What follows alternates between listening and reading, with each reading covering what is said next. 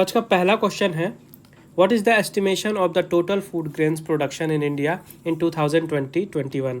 2020-21 में भारत के कुल खाद्यान्न उत्पादन का अनुमान क्या है? तो इसका राइट आंसर है 305 मिलियन टन। ठीक है, 2020-21 में भारत के कुल खाद्यान्न उत्पादन का अनुमान है 305 मिलियन टन। तो अभी हाल ही में department of agriculture, cooperation and farmer welfare ने अपना तीसरा एडवांस एस्टिमेट जारी किया है, जो भारत की बड़ी बड़ी फसलें हैं उनके उत्पादन के अनुमान को लेकर वर्ष 2020-21 में तो 305 मिलियन टन अनुमान लगाया गया है। और पिछले साल के कंपैरिजन में बात करें तो इस साल 2.66% ज़्यादा उत्पादन का अनुमान लगाया गया है। और अलग अलग बात करें तो राइस में 121.46 मिलियन टन का अनुमान लगाया गया है। उसके बाद है वीट। ठीक है, यहाँ पे वीट है, वीट यानी कि गेहूँ। तो वीट में 108.75 मिलियन टन की उत्पादन का अनुमान लगाया गया है। और ऑयल सीड्स में 36.57 मिलियन टन का अनुमान लगाया गया है उत्पादन में। और ओवरऑल 305.44 मिलियन टन का अनुमान लगाया गया है। तो ये आपको याद रखने हैं डेटा। अगला क्वेश्चन है, in which city India will establish its first consulate in Maldives? Bharat के शहर में मालदीव में अपना पहला वाणिज्य दूतावास स्थापित करेगा? तो अभी हाल ही में यूनियन कैबिनेट ने अपनी मंजूरी दी है, मालदीव में भारत अपना पहला वाणिज्य दूतावास स्थापित करेगा। और ये जो पहला वाणिज्य दूतावास है ये मालदीव के अड्डू सिटी में स्थापित किया जाएगा। अगला क्वेश्चन है, which state government has appointed guardian ministers for the development of the state? किस राज्य सरकार ने राज्य के विकास के लिए गार्डियन मंत्रियों की नियुक्ति की है? तो अभी हाल ही में असम के चीफ मिनिस्टर हेमंत बिस्वा शर्मा जी ने असम में गार्जियंस मिनिस्टर की नियुक्ति की है, ताकि असम के जो 34 डिस्ट्रिक्ट हैं उनमें डेवलपमेंट किया जा सके। ठीक है, जो उनका विकास हो रहा है उसमें और भी ज़्यादा तेज़ी लाई जा सके। इसके अलावा असम में सेंट्रल और स्टेट की जितनी भी स्कीम आएंगी उनको इम्प्लीमेंट करने में भी ये गार्जियन मिनिस्टर हेल्प करेंगे।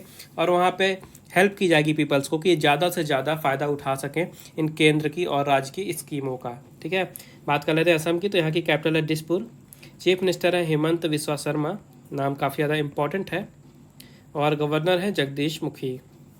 अगला क्वेश्चन है, what is the estimation of Barclays about India's GDP growth in physical year 22? वित्त वर्ष 2022 में भारत की जीडीपी वृद्धि के बारे में बार्कलेस का अनुमान क्या है? तभी हाल ही में बार्कलेज ने 2022 के लिए, वित्तीय वर्ष 2022 के लिए भारत के सकल घरेलू उत्पाद को लेकर अपना अनुमान दिया है। और उनके अनुमान के अनुसार 7.7% की वृद्धि होगी भारत की जीडीपी में वित्तीय वर्ष 2022 में। याद रखिएगा, 7.7% की दर से ग्रो करेगी भारत की जीडीपी वित्तीय वर्ष 2022 में। अगला क्वेश्चन है, which bank has become first to link its e wallet with UPI network? कौन सा बैंक अपने ई वॉलेट को यूपीआई नेटवर्क से जोड़ने वाला पहला बैंक बन गया है? तो अभी हाल ही में आईसीआईसीआई बैंक ने अपने ई वॉलेट को यूपीआई नेटवर्क से जोड़ दिया है और ऐसा करने वाला ये पहला बैंक बन गया है। तो जो आईसीआईसीआई बैंक का ई वॉलेट है इसका नाम है पॉकेट्स। ठीक है, नाम याद रखिएगा, पॉकेट्स नाम है इसके ई वॉलेट ऐप का। और हाल ही में इसको यूपीआई नेटवर्क से जोड़ा गया है। तो इससे फ़ायदा क्या होगा, जो भी आईसीआईसीआई के कस्टमर हैं ये यूपीआई ट्रांजैक्शन करने के लिए जो ये पॉकेट वॉलेट है इसका बैलेंस यूज़ कर सकते हैं। इनको अपने सेविंग अकाउंट से कोई इनको ट्रांजैक्शन नहीं करना पड़ेगा। छोटे मोटे ट्रांजैक्शन करने के लिए ये वॉलेट के बैलेंस से पेमेंट कर सकते हैं। और ऐसा करने वाला आईसीआईसीआई बैंक पहला बैंक बन गया है। तो इसके लिए इन्होंने एनपीसीआई यानी कि national payments corporation of India के साथ कोलैबोरेशन किया है। और बात कर लेते हैं आईसीआईसीआई बैंक की। तो इसकी स्थापना हुई थी 1994 में। हेडक्वार्टर है मुंबई में। एमडी और सीईओ हैं संदीप बख्शी। और टैग लाइन है हम है ना, और दूसरी है ख्याल आपका। अगला क्वेश्चन है, who has become the first Indian doctor to win Rudolf Schindler award? Rudolf Schindler पुरस्कार जीतने वाले पहले भारतीय डॉक्टर कौन बने हैं? तो अभी हाल ही में डॉक्टर नागेश्वर रेड्डी जी ने जीता है रुडोल्फ शिंडलर अवार्ड। और इस अवार्ड को जीतने वाले ये पहले भारतीय डॉक्टर बन गए हैं। नाम याद रखिएगा, नागेश्वर रेड्डी। ठीक है, अगला क्वेश्चन है, which hockey stadium has been renamed after Padma Shri Balbir Singh senior? Padma Shri Balbir Singh senior के नाम पर किस हॉकी स्टेडियम का नाम बदला गया है? तो अभी हाल ही में मोहाली इंटरनेशनल हॉकी स्टेडियम का नाम बदल दिया गया है। और जो नया नाम रखा गया है ये पद्मश्री बलवीर सिंह सीनियर जी के ऊपर रखा गया है। तो ये जो नया नाम है इसका ये क्या है? तो नया नाम है Olympian Balbir Singh senior international hockey stadium. अगला क्वेश्चन है, who has won the Europe's golden shoe award? Europe का गोल्डन शू अवार्ड किसने जीता है? तो अभी हाल ही में रॉबर्ट लेवेंडोस्की ने जीत लिया है यूरोप्स गोल्डन शू अवार्ड।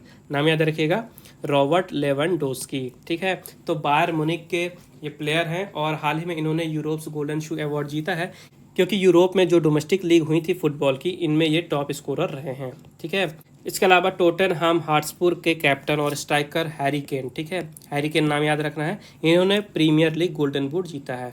तो यूरोप्स गोल्डन शू अवार्ड जीता है रॉबर्ट लेवेंडोस्की ने, और प्रीमियर लीग गोल्डन बूट जीता है हैरी केन ने। दोनों नाम आपको याद रखने हैं। अगला क्वेश्चन है, which football club has won the Europa league 2021? Europa league 2021 किस फुटबॉल क्लब ने जीती है? तो अभी हाल ही में विल्ला रियल ने जीत लिया है 2021 का यूरोपा लीग, ठीक है, 2021 का यूरोपा लीग। इन्होंने फाइनल में हराया है मैनचेस्टर यूनाइटेड को। तो पेनाल्टी में जो स्कोर रहा, ये फाइनल स्कोर था 11-10 का। पेनाल्टीज के द्वारा विल्ला रियल ने जीत लिया है मैनचेस्टर यूनाइटेड को हरा के 2021 का यूरोपा लीग। नेक्स्ट क्वेश्चन है, who has won the 2021 PGA championship? 2021 PGA championship किसने जीती है? तो पीजीए चैंपियनशिप ये गोल्फ का टूर्नामेंट है, ठीक है, और हाल ही में 2021 का जो पीजीए चैंपियनशिप हुआ, इसे जीता है फिल मिकेल्सन ने। और इन्होंने एक तरह से हिस्ट्री बनाई है, इतिहास रच दिया इन्होंने, क्योंकि इन्होंने 50 साल की उम्र में इस टूर्नामेंट को जीता है और पीजीए चैंपियनशिप को जीतने वाले सबसे उम्रदराज खिलाड़ी बन गए हैं। अगला क्वेश्चन है, which state has recently approved setting up of legislative council? हाल ही में किस राज्य ने विधान परिषद की स्थापना को मंजूरी दी है? इसका राइट आंसर है वेस्ट बंगाल।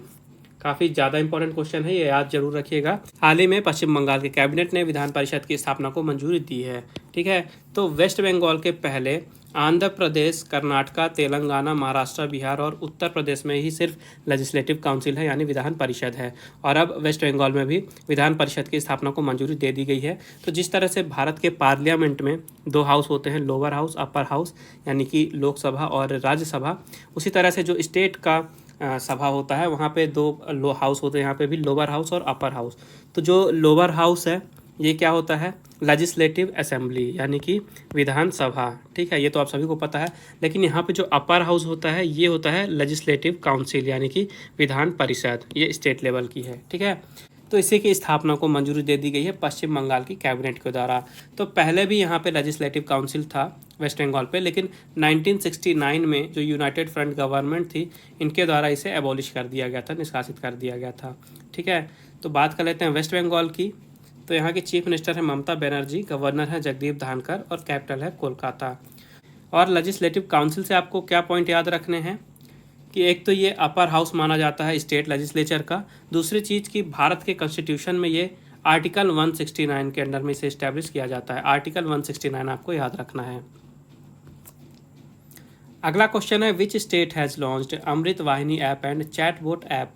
किस राज्य ने अमृत वाहिनी ऐप और चैटबॉट ऐप लॉन्च किया है? तो अभी हाल ही में झारखंड के चीफ मिनिस्टर हेमंत सोरेन ने लॉन्च किया वहाँ पे 2 ऐप, अमृत वाहिनी और चैटबॉट। तो क्या है दोनों ऐप, आइए देखते हैं। तो जो पहला ऐप है अमृत वाहिनी, इसके लिए ऐप और एक वेबसाइट दोनों लॉन्च की गई है, ताकि वहाँ पे जो लोग हैं ऑनलाइन हॉस्पिटल में बेड बुक कर सकें, ठीक है। लोगों को ऑनलाइन बेड बुकिंग की सुविधा देने के लिए हॉस्पिटल में ये ऐप लॉन्च किया गया है, अमृत वाहिनी ऐप, और इसी के लिए एक वेबसाइट भी। और जो दूसरा ऐप है चैटबॉट ऐप, ठीक है, इसका भी नाम याद रखिएगा। तो कोरोना वायरस से रिलेटेड जितने भी इन्फॉर्मेशन है लोगों तक पहुंचाने के लिए ये ऐप लॉन्च की गई है चैटबॉट। इसमें कोविड से रिलेटेड इन्फॉर्मेशन दी जाएगी। झारखंड की बात कर लेते हैं। तो चीफ मिनिस्टर है हेमंत सोरेन, कैपिटल है रांची और गवर्नर है द्रौपदी मुर्मू। अगला क्वेश्चन है, who has taken oath as chief minister of Kerala for second term? Kerala के मुख्यमंत्री के रूप में दूसरे कार्यकाल के लिए किसने शपथ ली है? तो अभी हाल ही में पिनराई विजयन ने शपथ ली है केरला के मुख्यमंत्री के रूप में, और इस साल ये इनका दूसरा कार्यकाल होगा, ठीक है। केरला के जो गवर्नर हैं आरिफ मोहम्मद खान, इन्होंने शपथ दिलाई है पिनराई विजयन जी को। तो एक क्वेश्चन याद रखिएगा कि जो मुख्यमंत्री होते हैं उन्हें शपथ कौन दिलाता है? तो उसी राज्य के गवर्नर या राज्यपाल उन्हें शपथ दिलाते हैं, ठीक है। केरला की कैपिटल है तिरुवनंतपुरम, चीफ मिनिस्टर बन गए फिर से पिनराई विजयन, गवर्नर है आरिफ मोहम्मद खान। इसकी स्थापना हुई थी 1 नवंबर 1956 में। और यहाँ पे जो लेजिस्लेटिव असेंबली है, ठीक है, यूनिकैमरल, यहाँ पे 141 सीट है विधानसभा की, राज्यसभा में 9 सीट हैं, लोकसभा में 20 सीट है, और जो हाई कोर्ट है यहाँ पे ये केरला हाई कोर्ट है, ठीक है। इसके अलावा जो M.K. स्टैलिन है ये हाल ही में तमिलनाडु के नए चीफ मिनिस्टर बने हैं, और V. नारायणसामी ये जो है ये पुडुचेरी के नए चीफ मिनिस्टर बने हैं। अगला क्वेश्चन है, who has represented India at summit on the financing of African economics 2021? अफ्रीकी अर्थव्यवस्थाओं के वित्त पोषण पर शिखर सम्मेलन 2021 में भारत का प्रतिनिधित्व किसने किया है? तो इसका राइट आंसर है V. मुरलीधरन। तो अभी हाल ही में जो एक्सटर्नल अफेयर मिनिस्ट्री है, वहाँ के जो मिनिस्टर ऑफ स्टेट है यानी कि राज्य मंत्री वी मुरलीधरन जी, इन्होंने भारत को रिप्रेजेंट किया है हाल ही में हुए summit on the financing of African economics 2021 में, यानी अफ्रीकी अर्थव्यवस्थाओं के वित्त पोषण पर शिखर सम्मेलन जो हुआ 2021 का वहाँ पे। ठीक है, तो ये जो शिखर सम्मेलन है ये हुआ कहाँ पे? ये हुआ था पेरिस में। ठीक है, फ्रांस में ये ऑर्गेनाइज कराया गया था पूरी तरह से वर्चुअली रूप में कोविड के कारण। और इसका मेन ऑब्जेक्टिव क्या था? तो जितने भी अफ्रीका कॉन्टिनेंट में कंट्रीज़ हैं, वहाँ की जो इकोनॉमीज़ हैं कोविड के कारण काफ़ी ज़्यादा अफेक्टेड हुई हैं, तो यहाँ पे डिस्कस किया गया कि किस तरह से इकोनॉमी जो डाउन हुई है उसको वापस से ऊपर उठाया जा सकता है, उसको फिर से जीवित किया जा सकता है इकोनॉमी को। तो इन्हीं सब चीज़ों को डिस्कस किया गया यहाँ पे। ठीक है, तो इसकी अध्यक्षता की थी फ्रांस ने, यहाँ की कैपिटल है पेरिस, प्रेसिडेंट है इमैनुअल मैक्रोन, प्राइम मिनिस्टर हैं जीन कास्टेक्स और करेंसी है यूरो। नेक्स्ट क्वेश्चन है which force has designed oxygen recycling system to mitigate oxygen shortage. Oxygen की कमी को कम करने के लिए किस बल ने ऑक्सीजन पुनर्चक्रण प्रणाली तैयार की है? तो अभी हाल ही में भारतीय नौसेना, ठीक है, इंडियन नेवी ने डिज़ाइन किया है ऑक्सीजन रिसाइकलिंग सिस्टम यानी कि ORS, और इसे डिज़ाइन किया गया है जो पूरे भारत भर में ऑक्सीजन की कमी चल रही है, शॉर्टेज चल रही है, उसको कम करने के लिए। तो इंडियन नेवी का जो ड्राइविंग स्कूल है सदर्न नेवल कमांड का, ठीक है, उन्होंने इसे डिज़ाइन किया है और उनमें इस क्षेत्र के काफ़ी ज़्यादा एक्सपर्ट थे ऑक्सीजन से रिलेटेड, इसी कारण से वहाँ पे इसकी डिज़ाइनिंग हो पाई है। और इससे होगा क्या? तो जो अभी प्रेजेंट में मेडिकल ऑक्सीजन सिलेंडर हैं, ठीक है, तो इनकी जो लाइफ लाइन है, लाइफ टाइम है कि जो ऑक्सीजन कितने समय तक चलता है, इसको ये 2 से 4 गुना तक ज़्यादा बढ़ा सकता है, ये जो नया सिस्टम डेवलप किया गया है। तो मेन लॉजिक इसके पीछे ये है कि जो ऑक्सीजन दी जाती है सिलेंडर से, ठीक है, जो पेशेंट यूज़ करते हैं सिलेंडर का, तो जो ऑक्सीजन अंदर इनहेल करते हैं तो काफ़ी कम मात्रा में लंग के द्वारा एब्जॉर्ब की जाती है। बाकी की जो ऑक्सीजन है वो शरीर से जो कार्बन डाइऑक्साइड निकलती है उसके साथ मिलकर वापस बाहर आ जाती है। ठीक है, तो उसी ऑक्सीजन को ये रीयूज़ करेगा और जो लाइफ होती है सिलेंडर की कि कितनी देर तक ऑक्सीजन उसमें चलेगी, इसको रीयूज़ करने के बाद उसकी ये लाइफ बढ़ा देता है ऑक्सीजन रिसाइकलिंग सिस्टम। और इंडियन नेवी की बात कर लेते हैं तो यहाँ के चीफ हैं एडमिरल करमबीर सिंह। ठीक है, करमबीर सिंह जी यहाँ के चीफ हैं और इसका हेडक्वार्टर है नई दिल्ली में। ठीक है, ये 2 पॉइंट याद रखिएगा। अगला क्वेश्चन है who has been appointed as first women chief justice of Kenya. Kenya की पहली महिला मुख्य न्यायाधीश के रूप में किसे नियुक्त किया गया है? तो अभी हाल ही में मार्था कूमे, ठीक है, मार्था कूमे नियुक्त की गई हैं केन्या की चीफ जस्टिस। ठीक है, और ये पहली महिला चीफ जस्टिस बन गई हैं केन्या की, ये हैं मार्था कूमे। नाम काफ़ी ज़्यादा इंपॉर्टेंट है क्योंकि पहली महिला चीफ जस्टिस हैं, पहली महिला मुख्य न्यायाधीश, तो नाम याद रखिएगा। ठीक है, यहाँ की कैपिटल है केन्या की नायरोबी, करेंसी है केनियन शिलिंग और प्रेसिडेंट है उहुरू केन्याट्टा। नेक्स्ट क्वेश्चन है who has become first Indian to win annual world choreography award 2020। विश्व कोरियोग्राफी पुरस्कार 2020 जीतने वाले पहले भारतीय कौन बन गए हैं? तो इसका राइट आंसर है सुरेश मुकुंद। ठीक है, सुरेश मुकुंद ने जीता है 2020 का वर्ल्ड कोरियोग्राफी अवार्ड और ये इस तरह से पहले भारतीय बन गए हैं वर्ल्ड कोरियोग्राफी अवार्ड को जीतने वाले, ये हैं सुरेश मुकुंद। और इन्हें ये अवार्ड दिया गया है, एक अमेरिकन टीवी का रियलिटी शो है जो है वर्ल्ड ऑफ डांस, तो यहाँ पे इन्होंने काम किया, कोरियोग्राफी का काम किया, यहाँ पे डांस सिखाया लोगों को, तो इसी कारण से इनके काम के लिए ये अवार्ड दिया गया है वर्ल्ड कोरियोग्राफी अवार्ड 2020 का। नाम याद रखिएगा सुरेश मुकुंद। अगला क्वेश्चन है which football club has won the Italian cup 2021 football tournament. किस फुटबॉल क्लब ने इटालियन कप 2021 फुटबॉल टूर्नामेंट जीता है? तो अभी हाल ही में यूवेंटस ने जीता है 2021 का इटालियन कप। इन्होंने अटलांटा को हराया था फाइनल पे। ठीक है, यूवेंटस ने जीत लिया 2020 का इटालियन कप, याद रखिएगा। तो इस साल ये 74th सीज़न था, 74th एडिशन था इस टूर्नामेंट का और ये इटली का मेन फुटबॉल टूर्नामेंट है जो कि मेंस की टीम के लिए होता है। इसे कोपा इटालिया के नाम से भी जाना जाता है, ये नाम याद रखिएगा, कोपा इटालिया के नाम से जाना जाता है। और यूवेंटस ने इस साल अटलांटा को 2-1 के स्कोर से हराया फाइनल में और जीत लिया इस साल का इटालियन कप। अगला क्वेश्चन है which football club has won the French cup 2021 football tournament. किस फुटबॉल क्लब ने फ्रेंच कप 2021 फुटबॉल टूर्नामेंट जीता है? तो अभी हाल ही में पेरिस सेंट जर्मेन, ठीक है, जिसे PSG के नाम से जाना जाता है, इन्होंने जीत लिया है 2021 का फ्रेंच कप फुटबॉल टूर्नामेंट और इन्होंने फाइनल में हराया है मोनाको में। ठीक है, तो ये जो फ्रेंच कप है ये 104th सीज़न था इस टूर्नामेंट का इस साल और ये फ्रांस का मेन फुटबॉल टूर्नामेंट है जो कि वहाँ की मेंस के टीम के लिए है। इस टूर्नामेंट को कूप दे फ्रांस के नाम से भी जाना जाता है। ठीक है, कूप दे फ्रांस के नाम से भी जाना जाता है। और पीएसजी ने मोनाको को 0-2 के स्कोर से हराया इस साल फाइनल में और जीत लिया इस साल का फ्रेंच कप। अगला क्वेश्चन है, with which country India has renewed MOU on military cooperation and maritime issues. Bharat ने किस देश के साथ समुद्री मुद्दों और सैन्य सहयोग पर समझौता ज्ञापन का नवीनीकरण किया है। तो अभी हाल ही में भारत ने ओमान के साथ 2 एमओयूज़ को रिन्यू किया है। ध्यान से सुनिएगा, 2 एमओयूज़ को रिन्यू किया है। पहला एमओयू था समुद्री मुद्दों पे यानी कि मैरीटाइम इशूज़ पे, और दूसरा एमओयू था सैन्य सहयोग यानी कि मिलिट्री कोऑपरेशन पे। ठीक है, तो ये जो दोनों एमओयू थे ये एक्चुअली में 2018 में साइन किए गए थे भारत और ओमान के बीच में। ठीक है, हाल ही में इन्हें वापस से रिन्यू कराया गया है 2021 में। बात कर लेते हैं ओमान की, तो यहाँ की कैपिटल है मस्कैट, सुल्तान है यहाँ के हैथम बिन तारिक अल सैद और करेंसी है रियाल। अगला क्वेश्चन है, who has won the Templeton prize 2021। Templeton पुरस्कार 2021 किसने जीता है। तो काफ़ी ज़्यादा इंपॉर्टेंट क्वेश्चन है ये, ध्यान से सुनिएगा। तो अभी हाल ही में जेन गुडाल, ठीक है, जेन गुडाल इनका नाम याद रखिएगा, इन्होंने जीता है 2021 का टेम्पल्टन प्राइज़। ठीक है, जेन गुडाल। तो इन्हें ये अवार्ड दिया क्यों गया है, तो इन्होंने जो चिंपांजी होते हैं उनके लिए काम किया। ठीक है, उनके लिए अपने एक्सपर्ट रिव्यूज़ दिए और काम किया। साथ ही जो पर्यावरण है वहाँ से रिलेटेड जो प्रॉब्लम है, इश्यूज़ हैं, उसके खिलाफ आवाज़ उठाई और उस क्षेत्र में काम किया पर्यावरण के लिए। तो इसी योगदान के लिए इन्हें 2021 का टेम्पल्टन पुरस्कार दिया गया है, जेन गुडाल।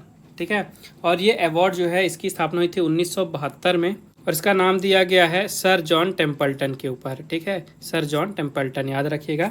और इसकी प्राइज़ मनी है 1.56 मिलियन US डॉलर। और इसकी खास बात यह है कि इंडिविजुअली जो अवार्ड दिए जाते हैं पूरे विश्व भर में, याद रखिएगा, इंडिविजुअल यानी किसी एक पर्सन को व्यक्तिगत रूप से जो अवार्ड दिए जाते हैं, तो उन अवार्ड्स में सबसे ज़्यादा प्राइज़ मनी इसी अवार्ड की होती है, 1.56 million US dollar, Templeton price.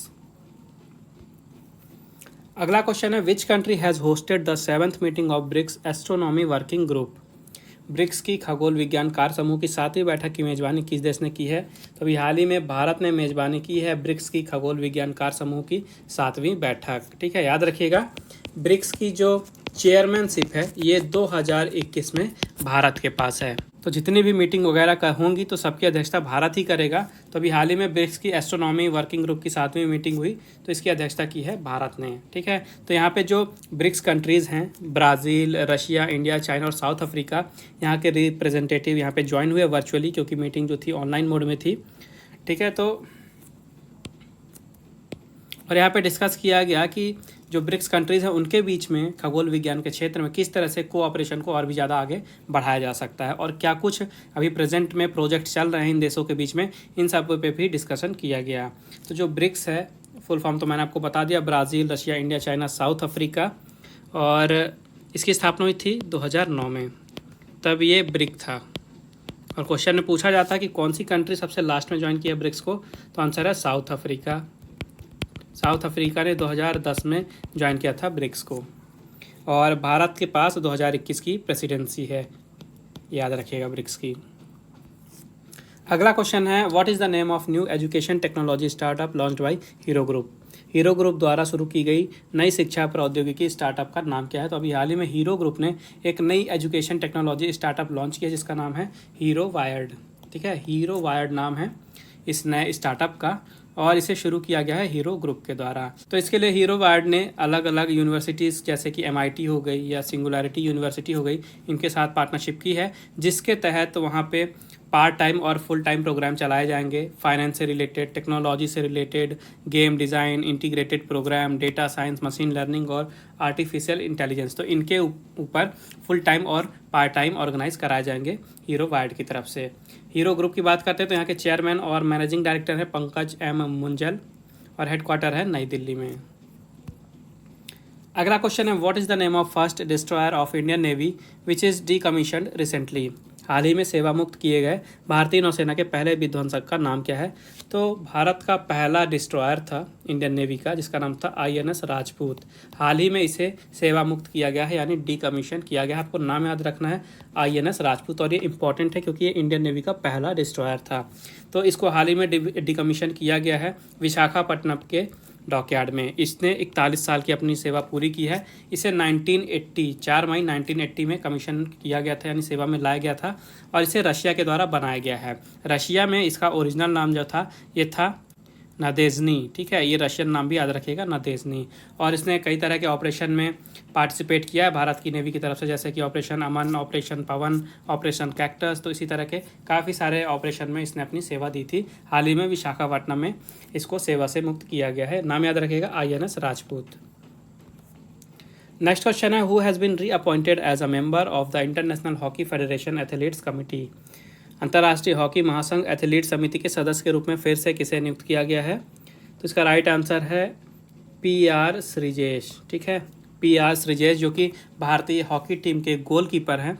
इन्हें हाल ही में international hockey federation athletes committee में फिर से नियुक्त किया गया है। नाम याद रखिएगा, PR श्रीजेश। और इन्हें पहली बार 2017 में इस कमेटी में शामिल किया गया था, और अभी 2021 में वापस से फिर से शामिल कर लिया गया है। FIH की बात कर लेते हैं, यानी कि जो इंटरनेशनल हॉकी फेडरेशन है, इसकी स्थापना थी 1924 में। हेडक्वार्टर है लौजान में, और यहाँ के CEO हैं थियरी व्हील। अगला क्वेश्चन है, who has been appointed as health minister of Kerala. Kerala की स्वास्थ्य मंत्री के रूप में किसे नियुक्त किया गया है? तो अभी हाल ही में वीना जॉर्ज को नियुक्त कर दिया गया है केरला की नई हेल्थ मिनिस्टर के रूप में, यानी केरल की नई स्वास्थ्य मंत्री बनी है वीना जॉर्ज। नाम याद रखिएगा, ये रिप्लेस करेंगी KK शैलजा जी को। KK शैलजा जी का नाम काफ़ी जाना माना है, काफ़ी सारे नेशनल और इंटरनेशनल अवार्ड्स मिले थे इन्हें इनके कार्यकाल के दौरान, और अब इनको रिप्लेस करके वीना जॉर्ज बनेंगी केरला की नई हेल्थ मिनिस्टर। बात कर लेते हैं केरला की, तो कैपिटल है तिरुवनंतपुरम, और फिर से दूसरी बार यानी दूसरे कार्यकाल के लिए चीफ मिनिस्टर बने हैं पिनाराई विजयन, कल ही मैंने आपको बताया था, और यहाँ के गवर्नर हैं आरिफ मोहम्मद खान। अगला क्वेश्चन है, which country has given the name ताउते फॉर द साइक्लोन। ताउते चक्रवाती तूफान को उसका नाम किस देश द्वारा दिया गया है? तो आप सब पिछले हफ्ते 10 दिन से समझ ही रहे हैं, काफ़ी ज़्यादा न्यूज़ में चल रहा है ये ताउते, काफ़ी तबाही मचाई है इसने भारत के कोस्टल एरियाज़ में। तो एग्ज़ाम में जो साइक्लोन होते हैं, चक्रवाती तूफान होते हैं, उनसे रिलेटेड यही क्वेश्चन पूछा जाता है सबसे ज़्यादा, कि जो नाम दिया गया है ये किस देश द्वारा दिया जाता है। तो जो ताउते चक्रवाती तूफान है, इसमें ताउते जो नाम दिया गया है ये दिया गया है म्यांमार के द्वारा। याद रखिएगा, म्यांमार ने नाम दिया है ताउते। और ताउते का मतलब क्या है? तो म्यांमार की जो भाषा है वहाँ की बर्मीज़, उसमें एक लेजर्ड, वोकल लेजर्ड को कहा जाता है गेंको। तो गेंको का ही मतलब होता है ताउते, तो इसी लेजर्ड के ऊपर इसका नाम दिया गया है ताउते, म्यांमार की तरफ से, ठीक है। ये जो साइक्लोन है इसकी शुरुआत हुई थी अरेबियन सी से, वहीं से उठा था ये। और बात कर लेते हैं जो साइक्लोन है इनके नाम कौन देता है, डिटेल में थोड़ा इसे देखते हैं। तो इंडियन ओशियन रीजन, ठीक है, इंडियन ओशियन रीजन में जो भी साइक्लोन आते हैं उनके लिए एक पैनल बनाया गया है जिसमें 13 देश शामिल हैं, जैसे कि Bharat, Bangladesh, Myanmar, Pakistan, Maldives, Oman, Sri Lanka, Thailand, Iran, Qatar, Saudi Arabia, UAE और यमन। तो ये 13 कंट्रीज़ का एक पैनल है। ये बारी बारी से हर एक तूफ़ान का यही नाम देते हैं जो इंडियन ओशियन रीजन में आते हैं। अगला क्वेश्चन है, who has authored the book titled Buddha in Gandhara. Buddha in Gandhara नामक पुस्तक किसने लिखी है? इसका राइट आंसर है सुनीता द्विवेदी। नाम याद रखिएगा, सुनीता द्विवेदी ने लिखी है बुद्धा इन गंधार नाम की पुस्तक, ठीक है। आपको पुस्तक का नाम याद रखना है, ये आप देख सकते हैं फोटो में, बुद्धा इन गंधार, और ऑथर हैं सुनीता द्विवेदी। और ये जो बुक है इसे रूपा पब्लिकेशन के द्वारा पब्लिश किया जाएगा। अगला क्वेश्चन है, Sunderlal Bahuguna passed away recently, he was associated with which movement. Sunderlal Bahuguna ji का हाल ही में निधन हो गया, वह किस आंदोलन से जुड़े थे? तो काफ़ी जाना माना नाम था ये, काफ़ी फेमस पर्सनालिटी थे ये भारत के, ओके। हाल ही में इनका निधन हो गया है कोविड के कारण। और आपसे पूछा गया क्वेश्चन में कि ये किस आंदोलन से जुड़े थे, तो आपने सुना होगा पर्यावरण के लिए एक मूवमेंट चला था पेड़ बचाने के लिए, चिपकू मूवमेंट यानी चिपकू आंदोलन। तो इसी मूवमेंट यानी आंदोलन के लीडर थे सुंदरलाल बहुगुणा जी, और हाल ही में इनका निधन हो गया है। चिपकू मूवमेंट याद रखिएगा, 26 मार्च 1974 में उत्तर प्रदेश में शुरू किया गया था ये चिपकू मूवमेंट, और इसी के ये लीडर थे। और वहाँ पे जो पेड़ हैं और फॉरेस्ट हैं उनको कटने से बचाने के लिए ये आंदोलन शुरू किया गया था। लोग जो थे पेड़ से चिपक जाते थे ताकि जो भी वहाँ पे फॉरेस्ट कॉन्ट्रैक्टर हैं वो पेड़ काट ना पाएँ। इसके अलावा इन्हें पद्मश्री भी दिया गया था 1981 में, लेकिन इन्होंने रिफ्यूज़ कर दिया था। इसके बाद 2009 में इन्हें पद्म विभूषण दिया गया था इन्वायरमेंटल कंजर्वेशन यानी पर्यावरण संरक्षण के क्षेत्र में। अगला क्वेश्चन है which company has launched school of hope and empowerment project. किस कंपनी ने school of hope and empowerment project launch किया है? तो अभी हाल ही में टाटा कम्युनिकेशंस ने लॉन्च किया है school of hope and empowerment. Short में इसका नाम दिया गया है शी, ठीक है, school of hope and empowerment, याद रखेगा। तो अभी हाल ही में जर्मनी की कैपिटल बर्लिन में यूनेस्को की कॉन्फ्रेंस हुई थी, ठीक है, world conference on education for sustainable development. ये यूनेस्को की कॉन्फ्रेंस हुई थी अभी हाल ही में जर्मनी के बर्लिन में। और यहाँ पे टाटा कम्युनिकेशन ने एक प्रोजेक्ट लॉन्च किया ताकि भारत की जो महिलाएं हैं उनको एम्पावर कर दिया जाए, उन्हें सशक्त बनाया जा सके। प्रोजेक्ट का ही नाम है school of hope and empowerment यानी कि SHE। तो इस प्रोजेक्ट का मेन एम ये है कि भारत से कम 1 मिलियन महिलाओं को वहाँ पे इंस्पायर किया जाए ताकि वो जो उनके सपने हैं बिजनेस वुमेन बनने के, एंटरप्रेन्योर बनने के, उसको वो पूरा कर सकें। तो एकदम जड़ लेवल से, रूट लेवल से जो टाटा कम्युनिकेशन है ये भारत की महिलाओं को यहाँ पे डिजिटल ट्रेनिंग प्रदान करेगी और एंटरप्रेन्योर बनने के लिए क्या क्या स्किल चाहिए ये सब भी सिखाएगी, मेंटोरशिप देगी और बिजनेस किस तरह से करना है ये सारी चीज़ें सिखाए जाएंगे टाटा कम्युनिकेशंस के द्वारा भारत की वीमेंस को यानी महिलाओं को सशक्त बनाने के लिए। टाटा कम्युनिकेशन के MD और CEO हैं आमूर स्वामीनाथन लक्ष्मी नारायणन और इसका हेडक्वार्टर है मुंबई में। अगला क्वेश्चन है who has chaired the 33rd meeting of health ministers of Commonwealth countries. राष्ट्रमंडल देशों के स्वास्थ्य मंत्रियों की 33वीं बैठक की अध्यक्षता किसने की है? तो अभी हाल ही में भारत के हेल्थ मिनिस्टर हर्षवर्धन जी ने अध्यक्षता की है राष्ट्रमंडल देशों के स्वास्थ्य मंत्रियों की 33वीं बैठक यानी health minister of Commonwealth countries की 33rd मीटिंग की। तो ये जो मीटिंग है इसके लिए एक थीम रखी गई थी, ये याद रखिएगा, थीम थी कॉमनवेल्थ रिस्पॉन्स टू कोविड-19 insuring equitable access to vaccine and building resilience for health systems and emergencies, ये थीम थी, ठीक है। और आपको minister of health and family welfare के बारे में थोड़ा बता देता हूँ। यहाँ के यूनियन मिनिस्टर हैं डॉक्टर हर्षवर्धन जिन्होंने इस मीटिंग की अध्यक्षता की है। इनकी कंस्टिट्यूएंसी कई बार पूछ लेता है, ये है चांदनी चौक, ठीक है, कंस्टिट्यूएंसी याद रखिएगा चांदनी चौक। और यहीं राज्य मंत्री हैं हेल्थ मिनिस्ट्री के यानी मिनिस्टर ऑफ स्टेट, ये हैं अश्वनी कुमार चौबे और इनकी कंस्टिट्यूएंसी है बक्सर, बक्सर है बिहार में। नेक्स्ट क्वेश्चन है who has launched NMMS app and area officer monitoring app. हाल ही में किसने NMMS ऐप और area officering monitoring app launch किया है? तो अभी हाल ही में भारत के एग्रीकल्चर मिनिस्टर नरेंद्र सिंह तोमर जी ने लॉन्च किया है 2 ऐप, एक है NMMS ऐप और दूसरा है एरिया ऑफिसर मॉनिटरिंग ऐप। तो नरेंद्र सिंह तोमर जी याद रखिएगा भारत के एग्रीकल्चर मिनिस्टर हैं, साथ ही रूरल डेवलपमेंट मिनिस्टर भी हैं। तो ये जो 2 मोबाइल ऐप लॉन्च की गई हैं इन्हें Mahatma Gandhi national rural employment guarantee scheme या एक्ट यानी जिसे मनरेगा कहा जाता है, इसके मॉनिटरिंग के लिए लॉन्च की गई हैं ताकि जितने भी डेवलपमेंट प्रोग्राम लाए जा रहे हैं ग्रामीण इलाकों के लिए भारत में, उनके एग्जीक्यूशन में यानी उनको पूरा करने में वहाँ पे पारदर्शिता लाई जा सके। तो NMMS का मतलब क्या है? इसका फुल फॉर्म है नेशनल मोबाइल मॉनिटरिंग सॉफ्टवेयर, ठीक है, ये NMMS का फुल फॉर्म है नेशनल मोबाइल मॉनिटरिंग सॉफ्टवेयर। और इससे होगा क्या, तो जो भी वर्कर हैं जो मनरेगा के अंडर में काम करते हैं तो वहाँ पे वर्क साइट पे जब वो जाएंगे तो इनकी अटेंडेंस के लिए यूज़ किया जाएगा NMMS ऐप, ठीक है। इसके अलावा जो भी उनकी पेमेंट होगी उसको फास्ट प्रोसेस करने में भी ये ऐप हेल्प करेगी ताकि वर्कर्स को जल्दी से जल्दी पेमेंट दिया जा सके। इसके अलावा जो दूसरी ऐप है एरिया ऑफिसर मॉनिटरिंग ऐप, इसके हेल्प से जो भी वहाँ पे सुपरवाइज़र हैं ये वहाँ पे जो भी सुपरवाइजरी होती है तो जो भी रिकॉर्ड्स होते हैं, जो काम वाली साइट होती है, कोई जगह होती है जहाँ पे काम कराया जा रहा है, तो जो भी रिकॉर्ड है उनको डिजिटली रूप से स्टोर कर सकते हैं और स्कीम्स को मॉनिटर भी कर सकते हैं इस ऐप के थ्रू से। तो दोनों ऐप का आपको नाम याद रखना है। बात कर लेते हैं मनरेगा की। तो इसे शुरू किया गया था 25 अगस्त 2005 में और इसे शुरू किया गया था ताकि भारत में जो ग्रामीण इलाके हैं तो हर ग्रामीण इलाकों में जो घर हैं उनके मेंबर्स को हर साल कम से कम 100 दिन की एम्प्लॉयमेंट यानी रोजगार की गारंटी दी जा सके।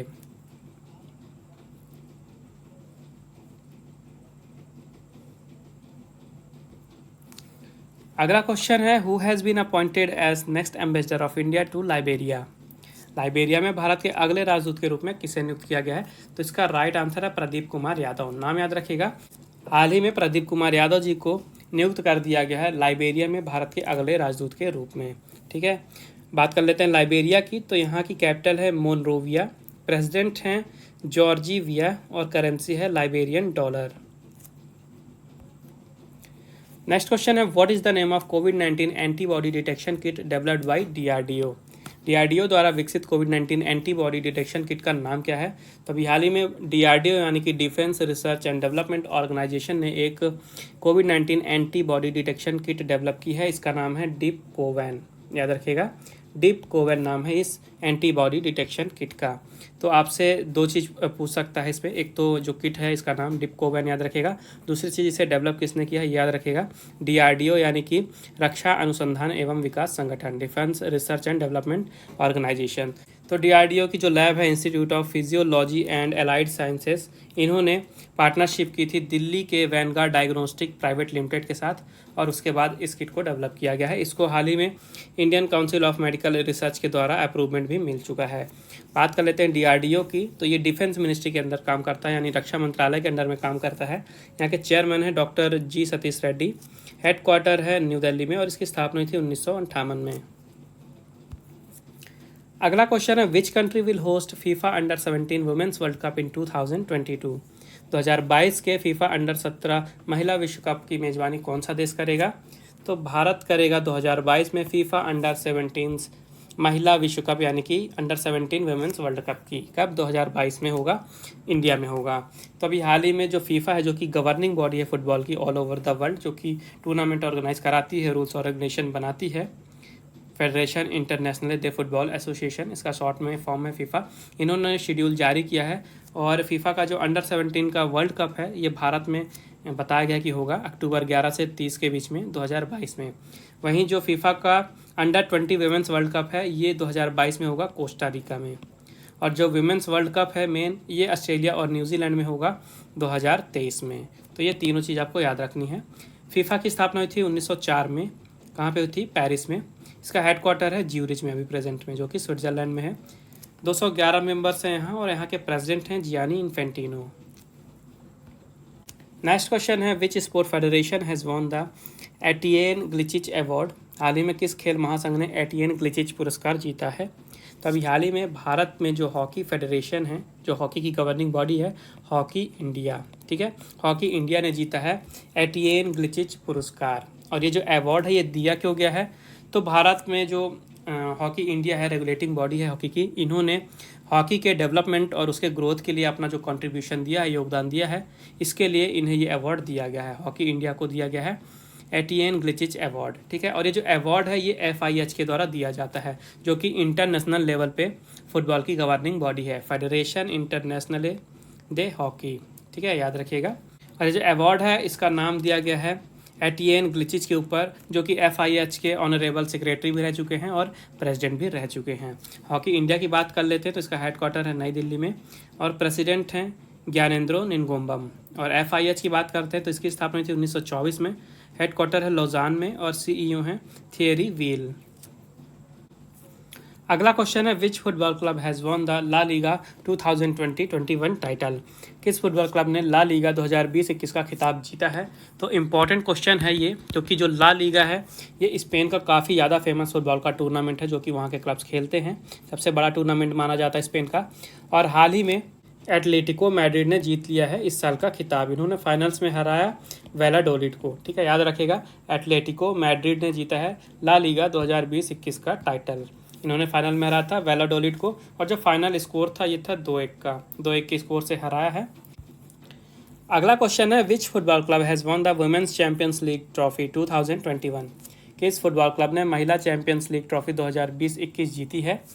तो अभी हाल ही में बार्सिलोना वुमेन्स का जो टीम है फुटबॉल क्लब, उन्होंने जीत लिया है वुमेन्स चैंपियंस लीग ट्रॉफी 2021 की। महिला चैंपियंस लीग ट्रॉफी 2021 की जीती है बार्सिलोना वुमेन्स की टीम। इन्होंने फाइनल में हराया है चेल्सी वुमेन को। ठीक है, चेल्सी वुमेन को। और पहली बार बार्सिलोना वुमेन्स ने इस टूर्नामेंट को जीता है और 4-0 का फाइनल स्कोर था। बार्सिलोना वुमेन ने चेल्सी वुमेन को फाइनल में 4-0 से हराया। और बार्सिलोना की टीम पहली ऐसी टीम बन गई है जिनकी विमेंस डिवीज़न ने भी इस टूर्नामेंट को जीत लिया है चैंपियंस लीग में, और जो मेंस की टीम है उन्होंने भी चैंपियंस लीग को जीता है। नेक्स्ट क्वेश्चन है which country has hosted the environment ministers meeting of G7 group. किस देश ने G7 समूह की पर्यावरण मंत्रियों की बैठक की मेज़बानी की है।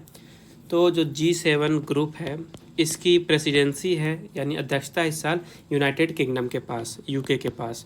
तो अभी हाल ही में जो G7 ग्रुप की इन्वायरमेंट मिनिस्टर्स की मीटिंग हुई इसकी भी अध्यक्षता की है यानी मेज़बानी भी की है यूनाइटेड किंगडम ने। याद रखिएगा, अध्यक्षता भी की है यूनाइटेड किंगडम ने और मेज़बानी भी की है यूनाइटेड किंगडम में।